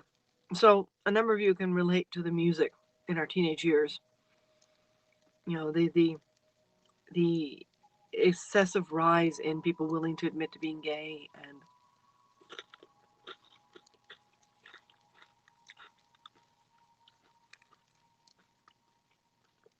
and we rarely use lavender in this household for anything. And we have a list of oils that are for the cats only. But that's a whole other thing. So.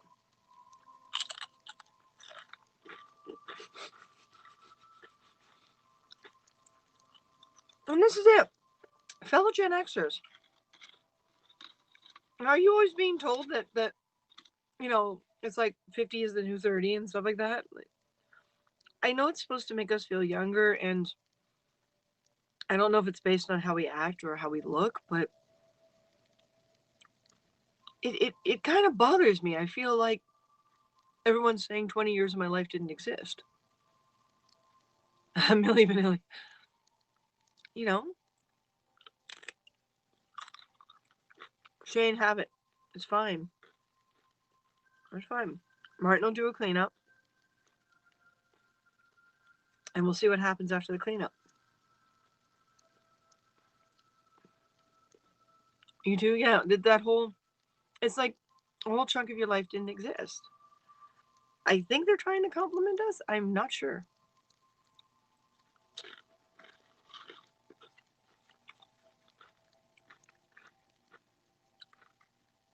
I keep also being told that I'm supposed to accept everything as a compliment, but if I don't feel like it's a compliment, why is it a compliment? Lip sync. Mm-hmm. So there's producer.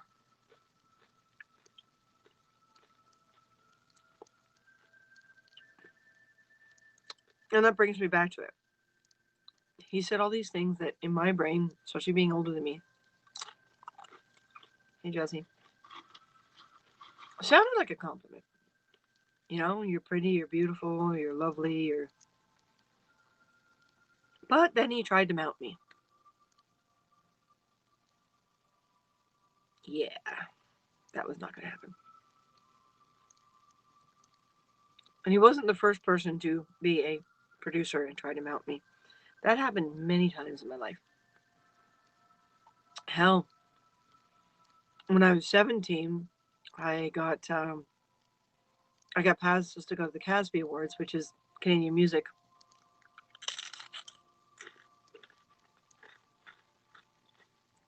And previously established rules for the age brackets. I like Dawn's out too. Chips and yogurt. The unsalted chips Shane sent. And rosemary in the yogurt, so no shot. No shot. You know, but I went to the awards, and then after the awards was a club outing. And I was there with all the bands and stuff. You know, when your father's a member of the media, sometimes you get passes for things. And so I was underage and in this club, alcohol everywhere.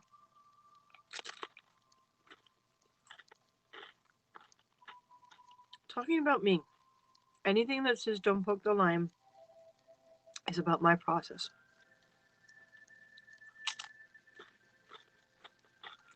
Like 200 300 years ago, would be at the beginning of the senior citizen age group.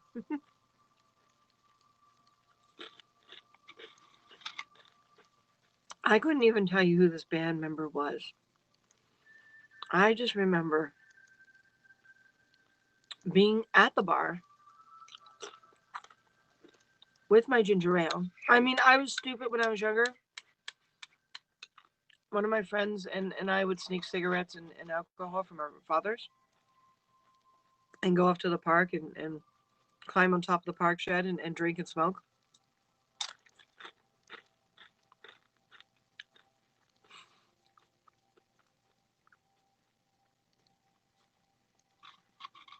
So I mean, I'm still going for it, but have sashes of painkillers all around. Yeah, see, I try not to do painkillers as much as possible. But I wasn't going to drink at this particular thing because, well, oh, I used to go into clubs underage all the time. Thank you, Helen. But this was different. This was an awards show and the club afterwards, and you know, band members of various bands. So I was just standing there enjoying the atmosphere. I had a friend with me at one point. I don't know where she went. Not everyone. Martin didn't. Hi, Katrina. So I'm standing there leaning against the bar, just soaking it in. Can I remember what I was wearing? It was a little crop top and a big, huge poodle style skirt. And these little Victorian heel boots, like black boots with lace on them. And this little jacket. And my hair was back teased.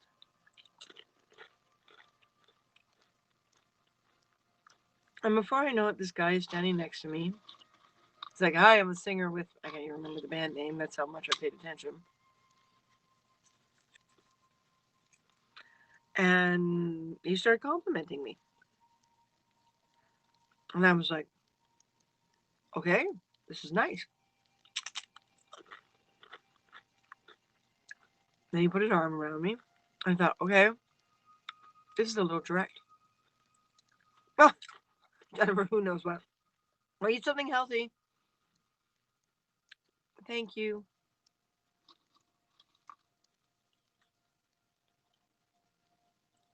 And the whole time he was looking down my top, I could tell. But, you know, again, you get that feeling where you just don't care. You know, you should care, but you don't.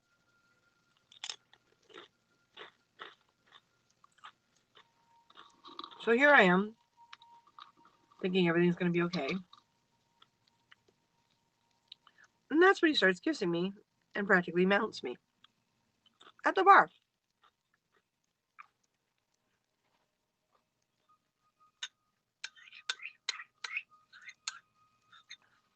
And it's just the taste of an excessive amount of alcohol and stale cigarette smoke just filled me.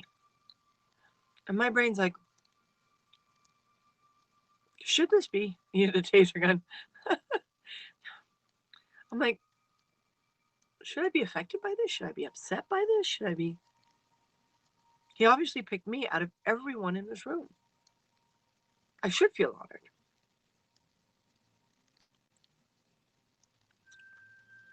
And then, we kissed for a while, and, I let him hold me. Oh, hold me being a loose word. And he took my hand, and we went over to the corner, like one of the booths. He tried to get me more alcohol. I explained that I'm underage, that I shouldn't technically be in there. If it wasn't for my reporter father, I wouldn't have been in there. And he was like, okay, well, as long as you're still kissing me. So he bought me more ginger ale. Called me a fuddy-duddy, but a sexy one. Thank you, Jennifer. And have no idea, Jazzy. He was lead singer for one of the Canadian bands that was up for an award that didn't win anything.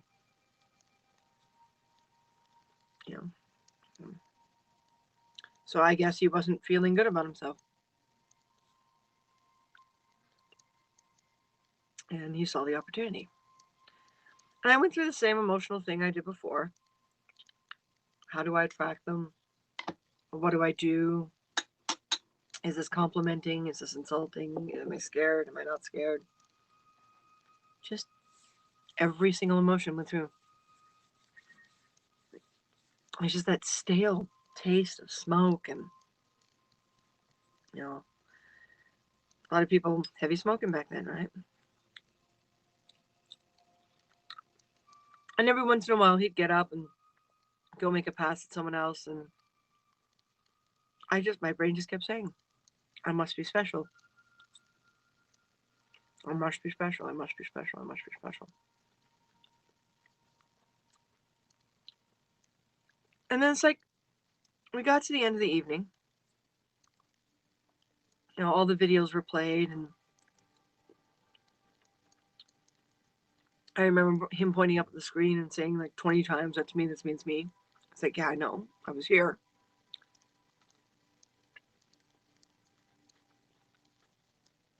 And the end of the night came, and he says to me, the limo's outside. Would you like to come back to my hotel room with me?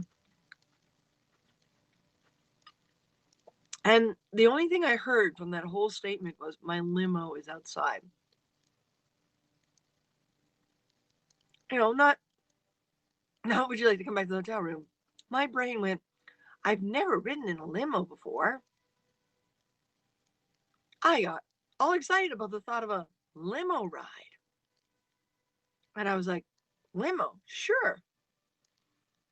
And then he tried to mount me again, basically.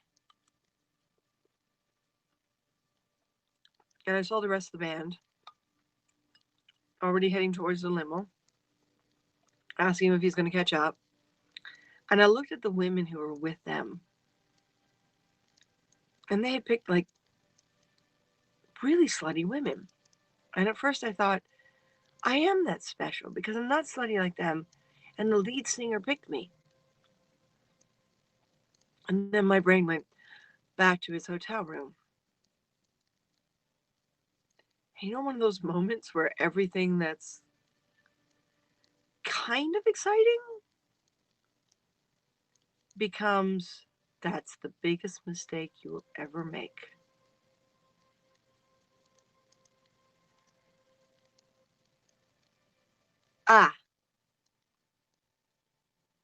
And that's when the words came out of my mouth. No, thank you. I've got to go find my friend. I don't know where she went. Of course, we're talking the 80s, so we're not talking cell phones. And he's like, oh, don't worry, she'll be okay. Maybe she took off with someone else. Nope, she's not the type. I got to find my friend. I'm responsible for my friend. And I took off. And I went around the corner. I went towards the woman's washroom, basically. I'm going to look for her in the washroom first. And I stopped and looked back and watched as he shrugged his shoulders. And as he walked towards the front door, he walked up to some random woman who was just sitting there, lost in thought. Talked to her for all of 10 seconds. She smiled. He put his arm around her. She got in the limo with him.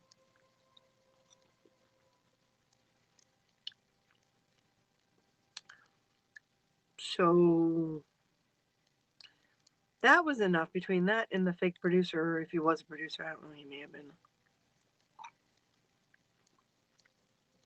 I've had a lot of Me Too moments in my life. There's the porn producer that tried to pull me away from the Paramount home video display at the video release show that I was there dressed as Deanna Troy.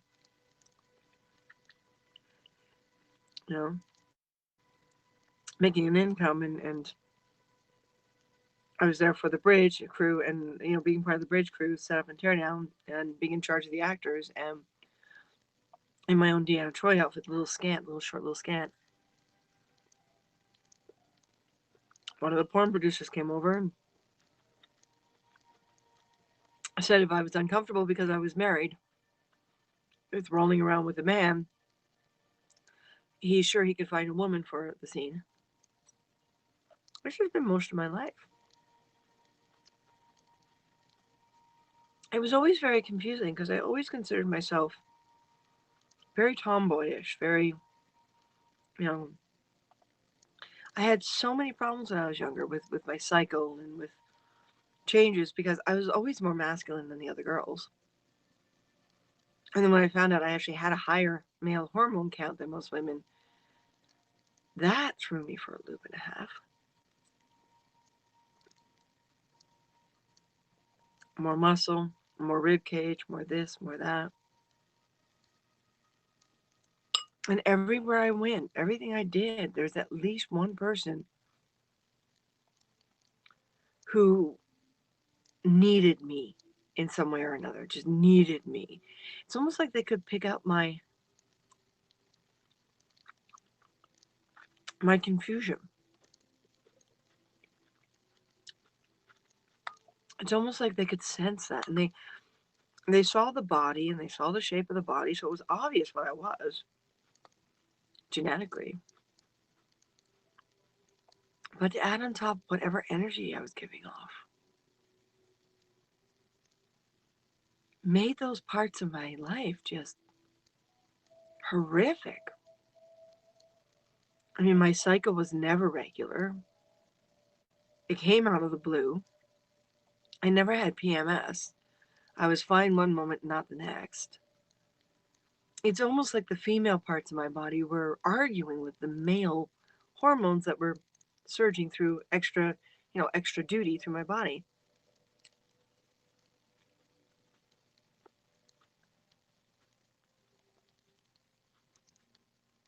And then everyone wants to get married, have kids. I didn't want kids. I wanted to borrow everyone else's, fill them full of sugar and hand them back. That's the fun part.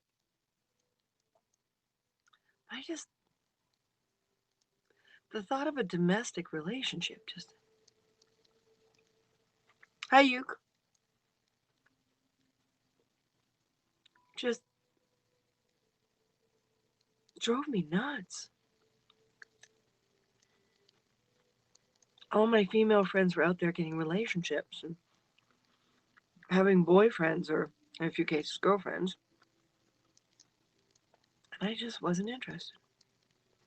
And that's how I got Martin, is we stumbled on each other. I had no intention of a relationship. Cantaloupe. Because apparently, now that I've had the surgery to make me menopausal instead of perimenopausal, relationship doesn't drive me nuts.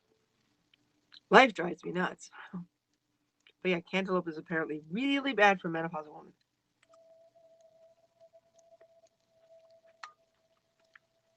A few years ago,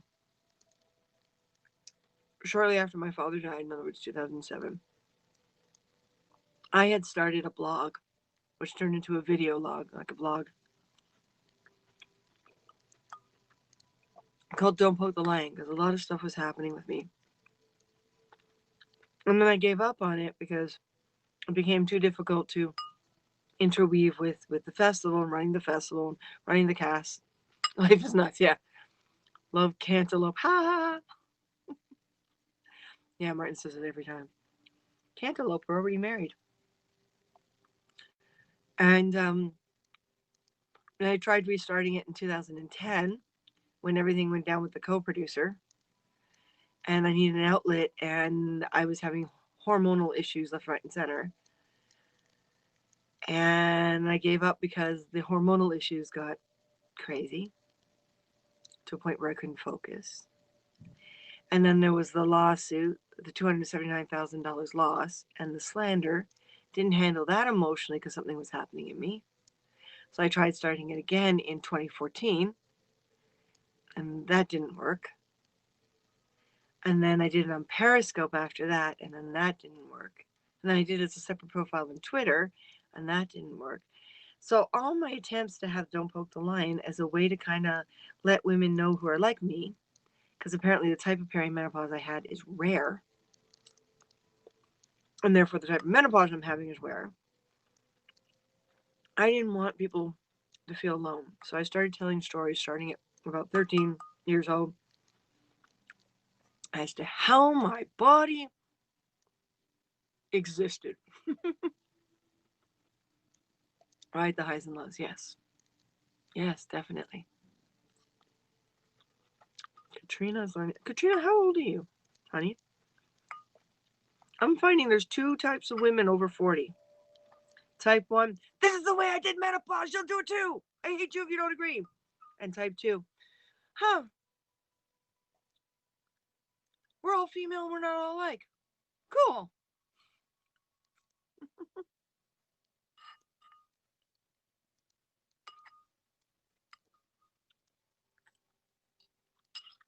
I'm not in general crazy as I'm told. You just like to blame it on menopause.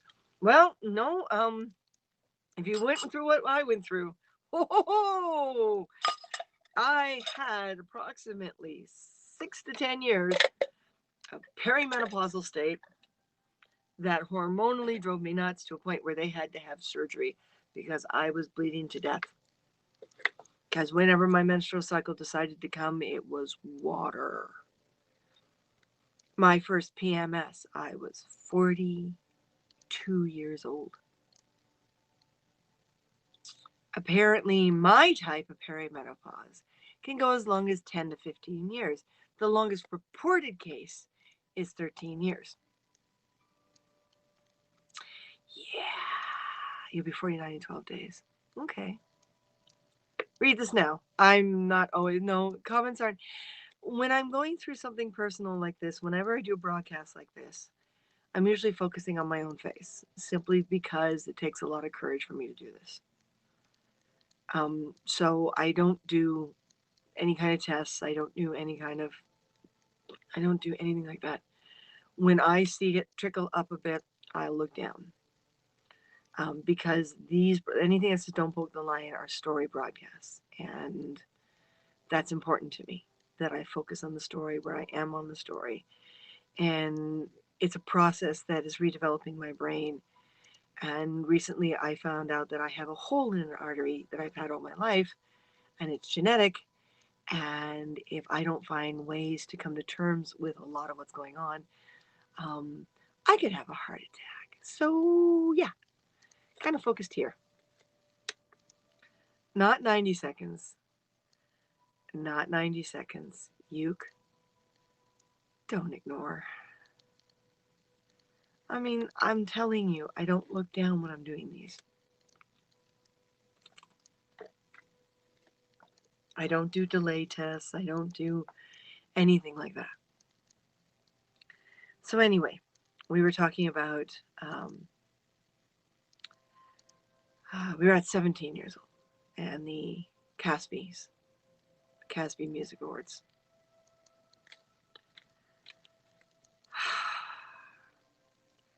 I have so many experiences about between the ages of 13, when I was first cornered in the underpass on the way home from babysitting, to about the last time I made a declaration. Oh, guys, I can't do this. Hang on a second. When someone says gotta go right away like that, it usually means that's all she was here for, is that test. So I am going to make sure that I which means the music may disappear because I'm going to open HAPS here. Music will disappear because I'm going to go into my own broadcast.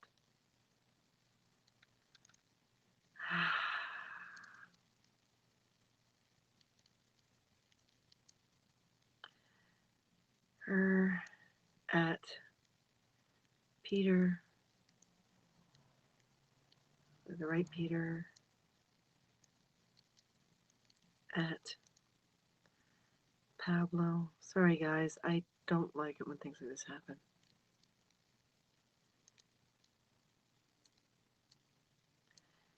Less than 90 seconds. When I do a storytelling type cast, I stay focused on each part of the story and don't look at comments until my brain has a natural break in the story. Please do not use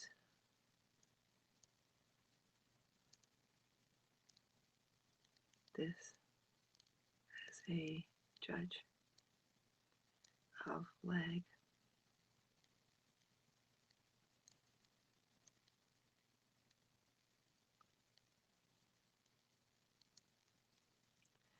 If you ask to use my casts for a test, it will count.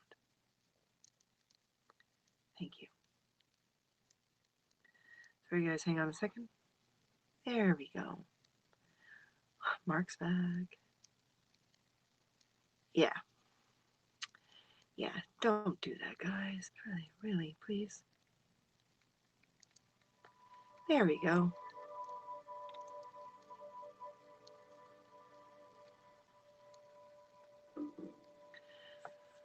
Now I have to figure out where I was.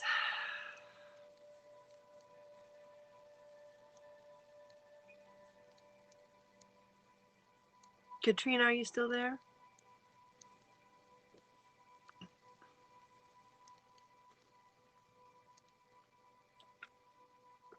I actually thought Yuke was here for my broadcast.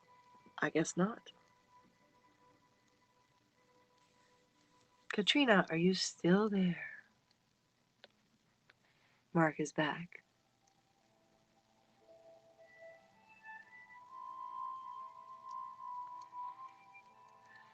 See, and this always gets me too. I've noticed, women in a certain age bracket or a certain type will always assume first. Relationship drive you nuts. It's like she's trying to get me to respond to things. Yes, okay, thank you, Katrina. Limo. I am here. Yes, limo. Yeah, the only reason I considered going with him was because he said limo. And he wound up going with another woman because I said no when I realized he was talking about sex. I have had so many chances to wind up in those situations that most women in my life, my age bracket, um, would have jumped on. Thank you, Don. I will weave that in a moment. Still at work. Okay. Thank you, Katrina. Um, and I'm not sure, what it was about it that attracted people. Sorry, Don was right. It was hard. Oh, is that where? Oh, because you said limo. Oh, that's fine. Yeah, I was saying that because of interruptions. That's not part of the story. That was a sideline to basically indicate to someone that they need to lay off. I'm finding, I mean, I hated bridal showers. I hated baby showers. I hated all these female stereotypes. I always have. Even to today, if it works for someone, it works for someone. That's great. But for me, I would look at all these women and go, why? Just why? Do you really need that kind of approval? And like I said, there's every single time I've had someone make a major pass at me, or one of these incidents happen, any of the Me Too incidences, every single time there was a part of me that wanted it. There was a part of me that really wanted to do it, to not have to say no, to not. And then the real me would kick in and be like, no, no, no, I don't know you. I had made a rule when I was younger too because of all these experiences. And the rule was I had to be your friend for 1 year before we even considered dating. That's all men. I doubt it's all men. I think all men try to be the same, just like all women try to be the same. I think it really is that pack mentality that we feel we need to be part of society. And society right now, and has for many, many years been very multicultural, melting pot, very um, different cultures, different religions, different philosophies, different politics, different, that there's a majority, but there's not a majority because so many people give under peer pressure. And way, way, way back before all this merging and communication and opening of the world as a whole, you know, you were this, you were this. This was your town, this was your town. You didn't leave your town unless you were the reject. And even then, you go find a town so far away from that attitude and that philosophy that it doesn't matter what you think or feel, you know. Um, I think the hardest thing about the 80s, in my opinion, was there's a lot of people, there was a lot of effeminate men and a lot of masculine women, and they seem to create challenges for each other. I seem to create challenges for men, and I can't help but think it's because I was very tomboyish. I mean, I obviously looked like a woman. I developed earlier than the other girls, but I didn't act like them. I didn't go for the same things as them. I didn't, I was out for the shock value when it came to makeup and hair. I was out for the show. I wasn't doing it because I wanted to be pretty. I was doing it because I wanted to make an impression. I wanted to create this confusion and have people think about what they're saying when they talk to me. I wanted people to see past the makeup and hair, and those were the people I wanted to hang out with. I said to someone the other day, part of the reason why I'm happy to be back from BC is because if I say I'm from Toronto, I get respect. Here, British Columbia, they all hate Toronto. Well, then why do you always have to be so honest? Because I'm from Toronto, but they hate Toronto, BC. Yes. Well, why didn't you just say you were from somewhere else? Because I'm from Toronto. My brain does not seem to be happy telling people lies because they want me to be something. I can't do it.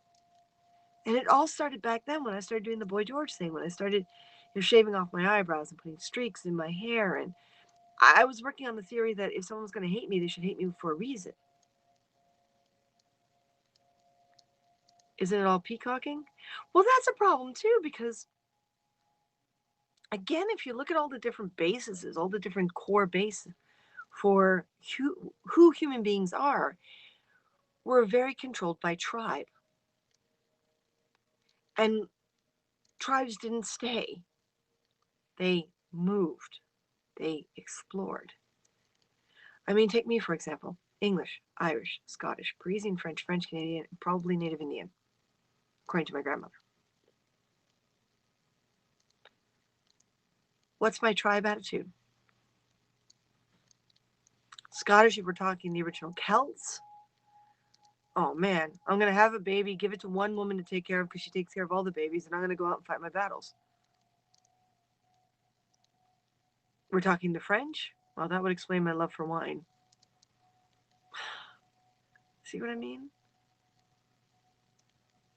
We're talking British? That's something else altogether.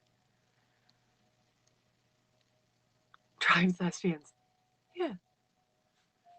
So, like, I mean, who's the peacock?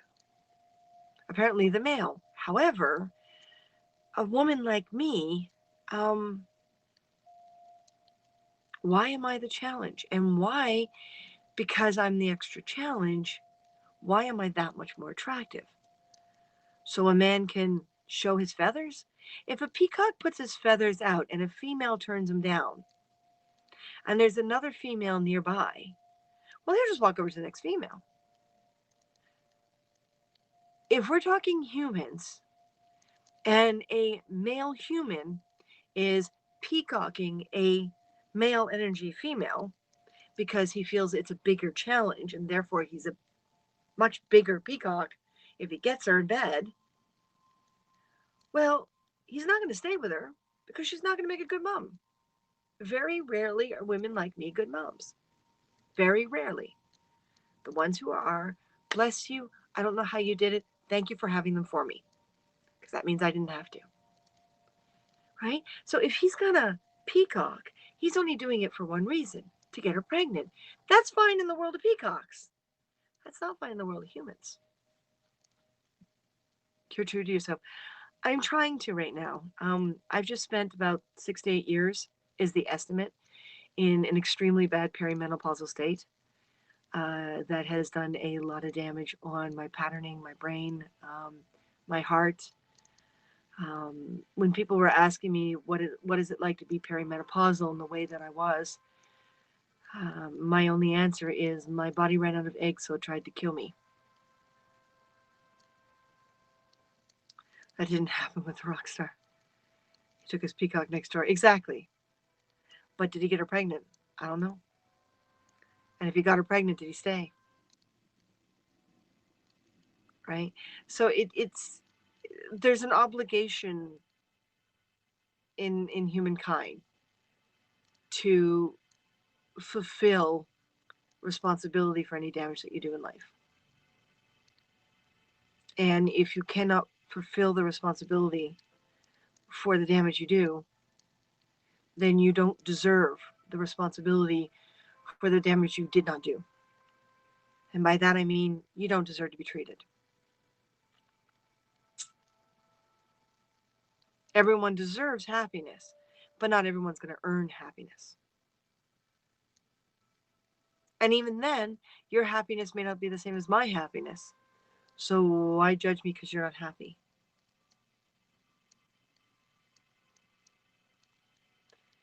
And these are the things I struggle with every day, and I did my best to turn them off when the hormones went BS crazy in me. And it's not been easy on me. It's not been easy on Martin. Sure, peacocks are. I'm not. Hi, Pablo. Tag. To test, I would ask. Thank you for sharing your stories with us. Very impactful. Thank you, Pablo.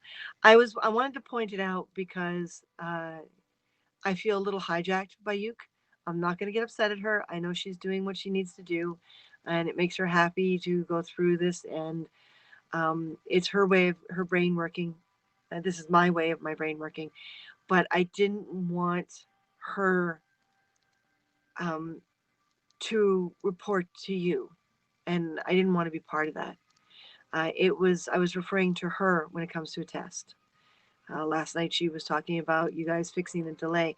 That would be nice, but it would have been nice for her to get on here. And she gave the impression to me that she was here to listen to the story, and I didn't get the feeling when she started counting seconds. So I just wanted you guys to know that I didn't approve that test. And if she's using my cast, like one of these, as a testing ground, I'm going to ask you to take me out of the equation. So I'm not going to chastise her for it. I'm not going to get angry at her for it. I'm not going to correct her for it. I'm not part of that. So that's why I tagged you. Thank you, Pablo, so much for getting on and saying what you had to say. And I'm hoping you were here long enough to hear my response. That was the other thing. She threw out 90 seconds and then left. So she didn't even get a chance to hear my response. So, yeah, that's the only reason. I'm not trying to start any fusses. I'm not trying to start any fights. I've already blocked 3 people because of their attitudes, and I've been encouraged to report them to you. But I would love you guys to focus on getting the app up to par and making it beautiful and wonderful so that our time is spent wisely. Cool, Pablo? I hope you're still here.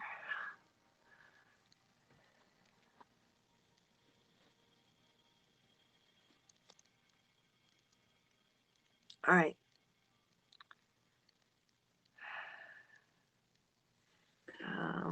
I don't know if he's still here. He may be so busy.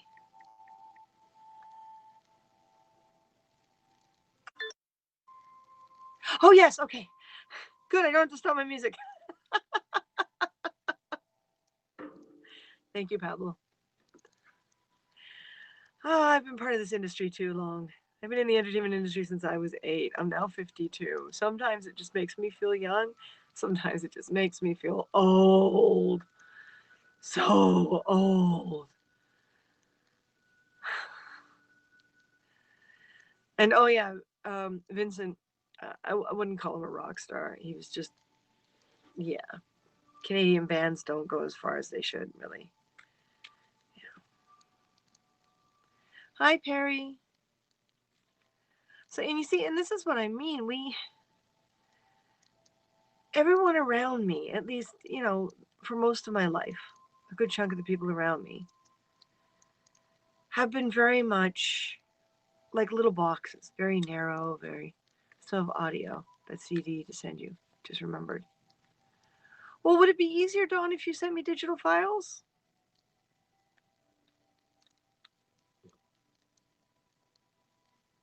Because to play the CD, I have to confess, I have to plug in my CD, DVD burner player into the computer and transfer them all to the computer. Because we left the CD player behind in BC. In the background now. I said I was shutting up. Dawn, you are precious. If I can use your music, Dawn, I'd be appreciative of it. If you can write permission to use the music, and if you can release it by using things like the Apple Store to me, that would be better because then I can actually use you on digital files and it won't tag it. Send you digital files before, I just haven't gotten around to it. Okay. P3s, not CDs. Yes. Oh, I don't care what music form it is. Hell, you can even send me, if you've got it on something like the App Store, like the iTunes Store, because I'm an Apple user, then I can do it that way too. Thank you, Katrina. Thank you so much, honey. So yeah, if you can give me permission, because there's so much music I have that I'm not allowed to use on any of the videos because they're old files and they're now on the iTunes Store. So the iTunes Store thinks that I scammed it, even though I got someone's CD all those years ago. These things, so I know how to set it up before. Can you send me a message now? Like text or messenger or something? Because getting back into storytelling, I will probably forget. Forced menopause does really crappy things to your brain. Gentlemen, seriously.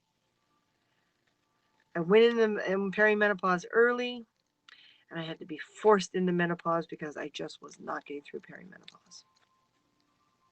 And trust me, there's no blaming. The damage, ladies who are in perimenopause, recognize it, stop hiding from it, and as quickly as possible, get yourself these games, these mind game thingies for your devices that are normally used for pregnant women. It'll save the section of your brain that tries to kill you. And you can deal with it when everything is done. Seriously, that people say, how do I describe perimenopause? Plain and simple. Your body ran out of eggs and now it's trying to kill you. See, that's an instinct thing.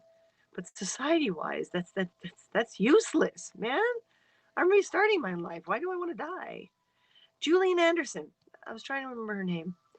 Julian Anderson went through 10 years of perimenopausal state. She's one of the longest recorded cases. On the third season of X-Files is when it started getting really, really bad, that they had to get her a personal assistant in order to keep shooting. She even wrote a book about it.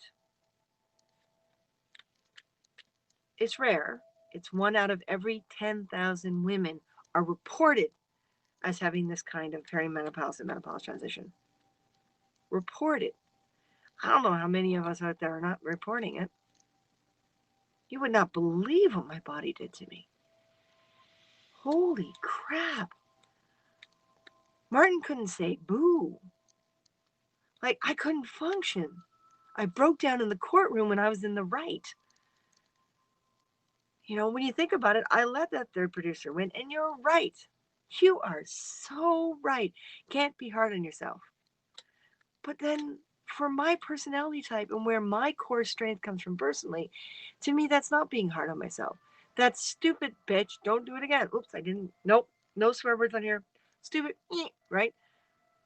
The hot flashes are care. Katrina, imagine hot flashes while in 6 layers of costume and large wings on your back, pivoting against your spine, and everyone wants pictures of you or video of you opening and closing your wings. Yeah, people go, oh, what an amazing cosplay. And I go, you have no idea. If a convention lines up with a moment where I'm not going to have a bunch of hot flashes, we're good to go. I'm not going to get cranky at all this weekend. It lines up with the middle of the worst parts, and I get nothing but hot flashes. We are not good to go. Maleficent will be the early versions of herself when she really was bitchy. Maybe I should put warnings on these casts saying that some words may come out on these, but not others. Okay, my text message. Yay or nay attachment. Okay. He's trying so hard not to disturb us. Oh.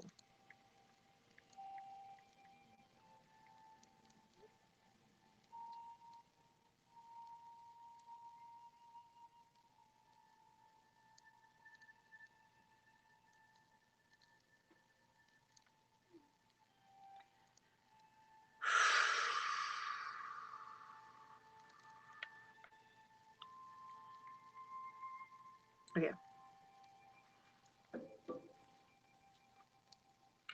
You couldn't imagine that. Yeah. And you see, I'm not competing. People keep thinking I'm competing. And they come back with, well, I got this, I get that, I get this, you know? And we moved 6 times in 1 year. 6 times in 1 year.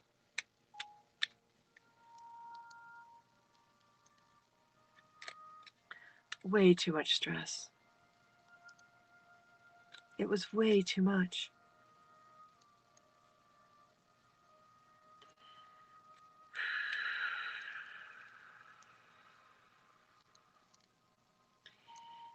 You know, we so badly want to just be part of life. You know? Everyone seems to want to be along with the flock. It happens religious-wise, it happens political, it happens skin color, it happens accents, voice, medical. No, it's a huge thing.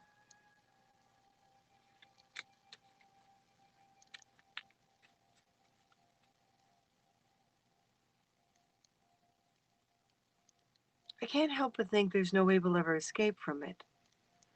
But why can't we learn how to deal with it? My medical issues are something that is so natural for a woman. My medical issues that are so natural for a woman are so ignored because they're supposed to be so natural. Therefore, we're supposed to instantly handle it. But it doesn't always work exactly the same. Katrina, you and I could talk about hot flashes and we can relate. We can completely relate. And for that, I am grateful. However, we can only relate that far. I would love to know, like, your job. How does hot flashes affect your job?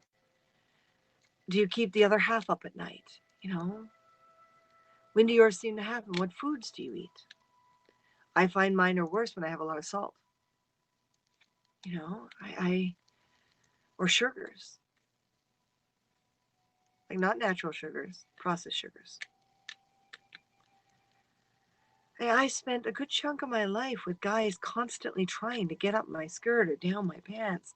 And started at such a young age. I used to always sit there over and over and over again. What am I doing wrong? Like, what? I feel good when they make a pass at me. But I know I have to say no because this is wrong. But what am I doing wrong? Someone's telling me, honestly saying, I'm good looking enough that they're willing to take a risk on me.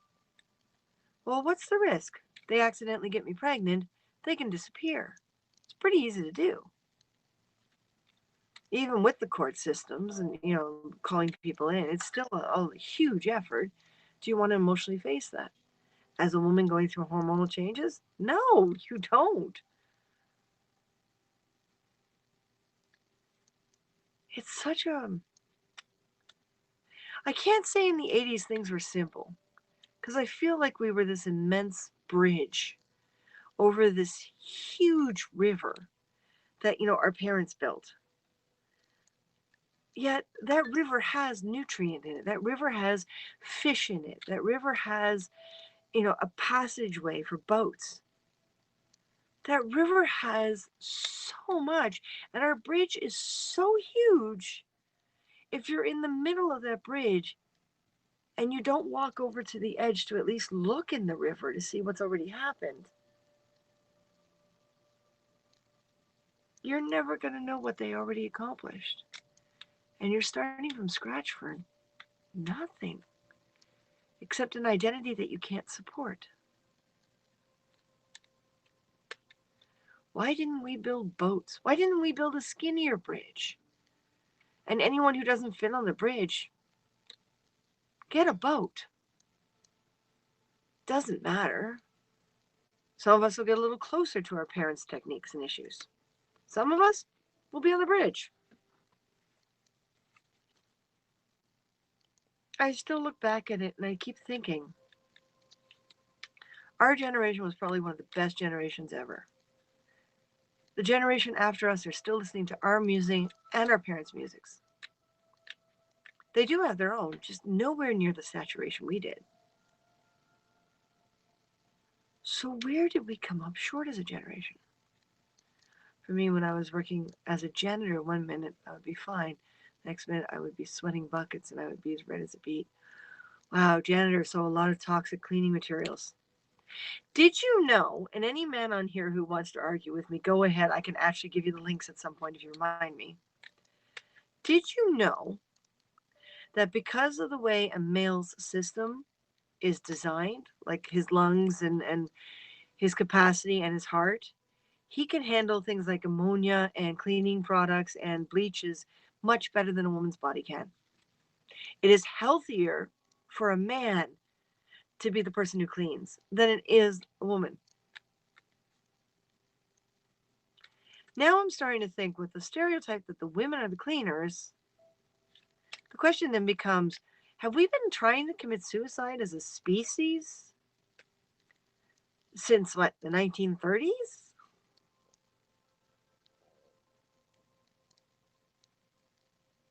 Maybe earlier with a break in between? Whoops. I guess if we're really trying to find out the true nature of humankind, and this is what Don't Poke the Line is about, we're not going to talk about these things when Martin and I are on broadcast together because, you know, but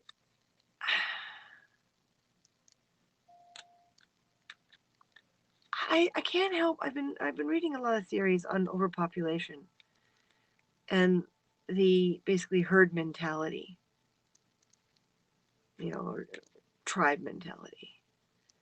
If there's too many people in one space, like any animal, X number of people must die per year in order for that society to, that tribe to survive. If X number of people are not dying because of the way they're eating or exercising or living, then X number of people have to go away. Well, COVID is definitely finding out who's weaker and stronger. Bleach will set me off in a coughing spree. Yeah. Anything with ammonia in it, I can't do it. Which is why Martin does all these cleanups. It's not a matter of whether or not I got lucky.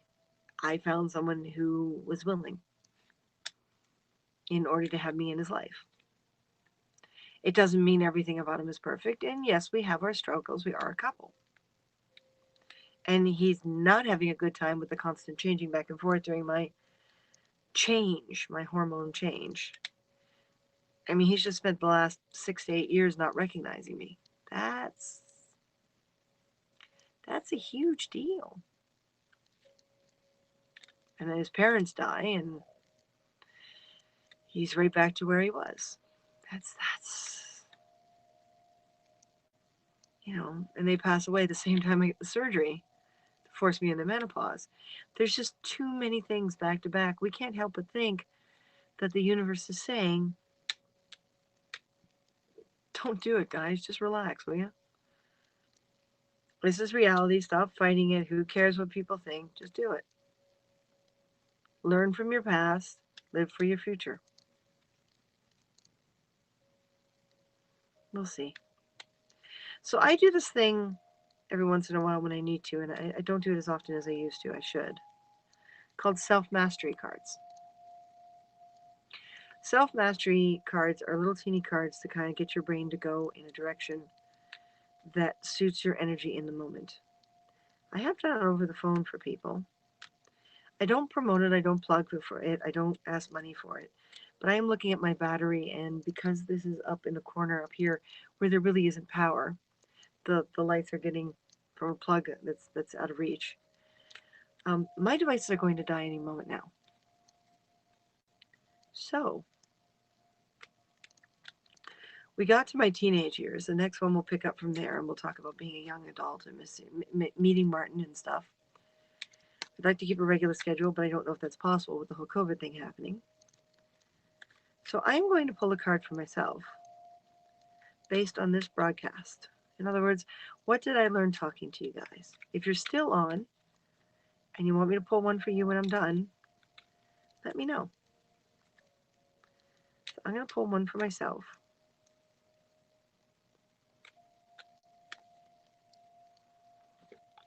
This is how I do it. I just do a split. Stability. So pertaining to this broadcast, amidst the earthquakes of unexpected situations, the hurricanes of unreasonable behavior, when fortune strikes against me, I remain unmoved, knowing that finally all will be well. Stability. Would anyone like me to pull one of these before my devices die?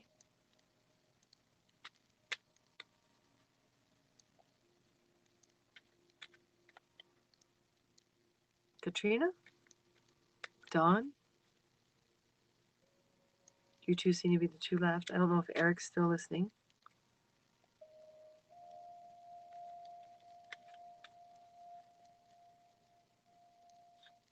I know Katrina said she's at work. Pull one for you. Okay, Katrina. I want you to just think about this moment. right here, right now.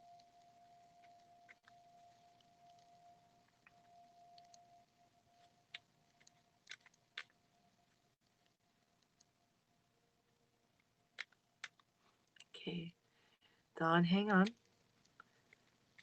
Katrina responded first. Sure. I'm not sure who the Facebook user is. Can you please give your name? Is it Jennifer back or is it Mark? Oh, Mark was Periscope. Okay, Katrina. Katrina. Okay. This is for Katrina. Contentment, my dear. Contentment. As a master, I have come to terms with and accept who I am. I no longer compare myself with others. Sound good, honey? Contentment. Dawn. Doing some of my own work and body. Resting from physical work yesterday. See painkillers. Edward. Nice. Okay. Dawn, you are welcome. It is difficult. There was a time it used to be very, very, very easy. And a lot of betrayal of trust. Yes. Oh, good. Oh, good. So I succeeded. Dawn, think of this moment here and now. Think of the cards.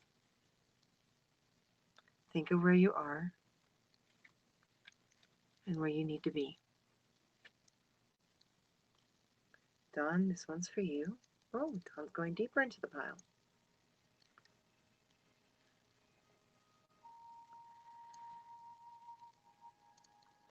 Farsightedness, Dawn. It's always hard to read these things when I've got my glasses on without pulling them away. There we go. I make sure my vision is not limited to what seems to be in front of me. As a master, my eyes are always open for the long-term consequences of action. Dawn, farsightedness.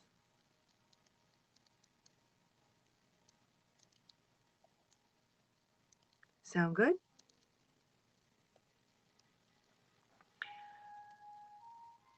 Thank you, Edward. Edward, honey, clear your mind.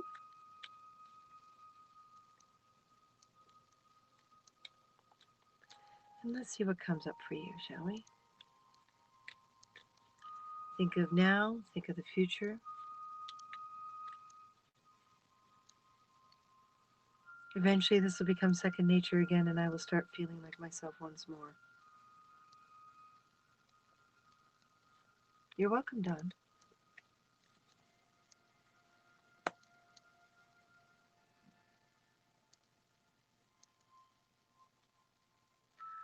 Ah, Edward, honey, courage.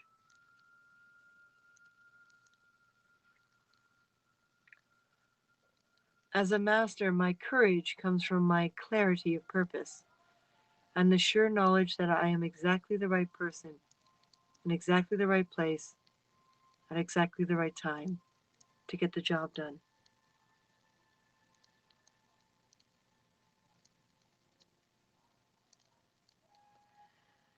There is a couple in this building. He's a photographer, she isn't. And they've been fighting a hell of a lot.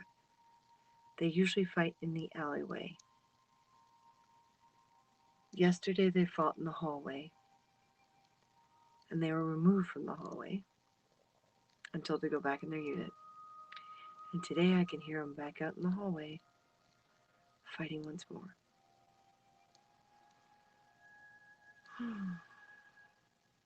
If anyone wishes to send any prayers or thoughts or peace, Martinson, my way, I am going to ask that it be one type of thought and one type of thought only.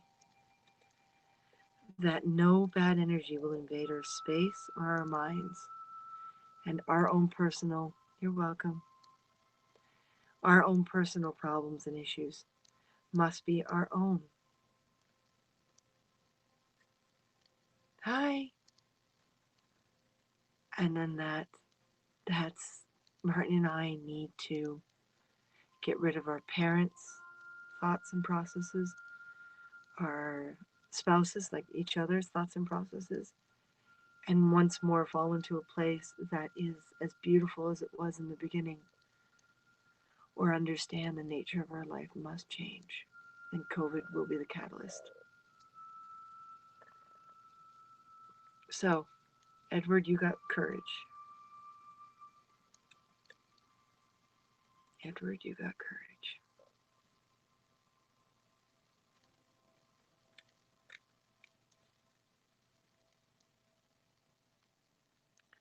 You are so welcome, you guys. Thank you.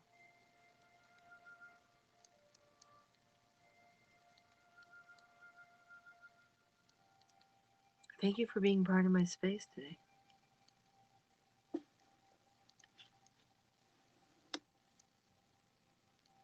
Indeed. Thank you.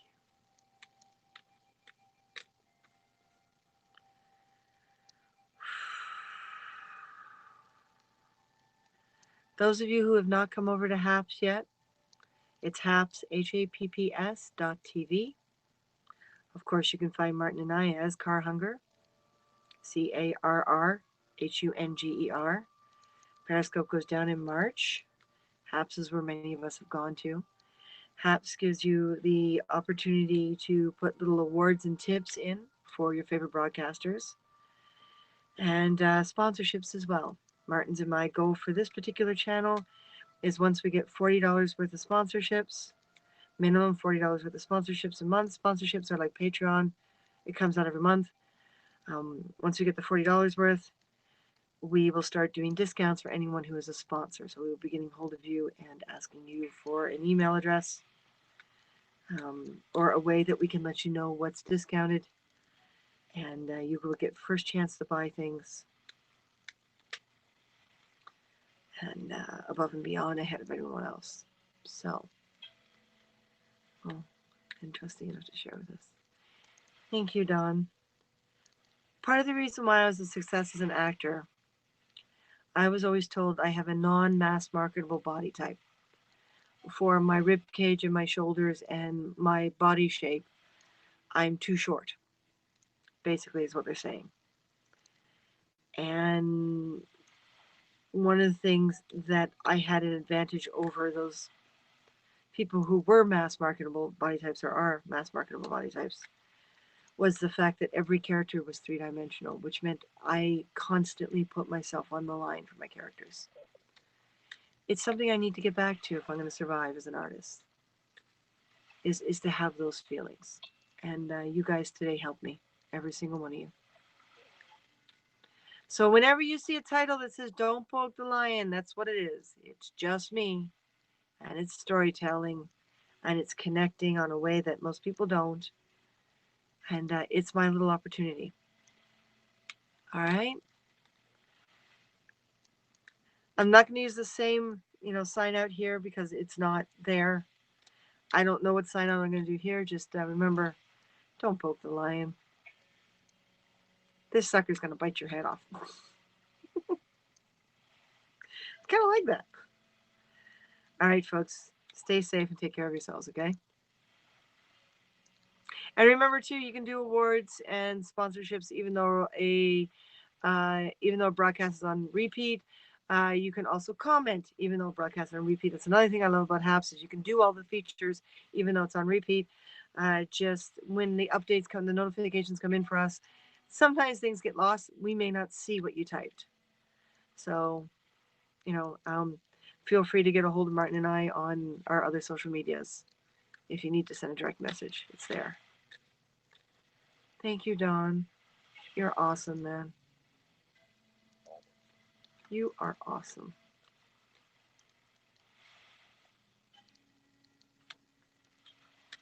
All right, folks. Talk to you later.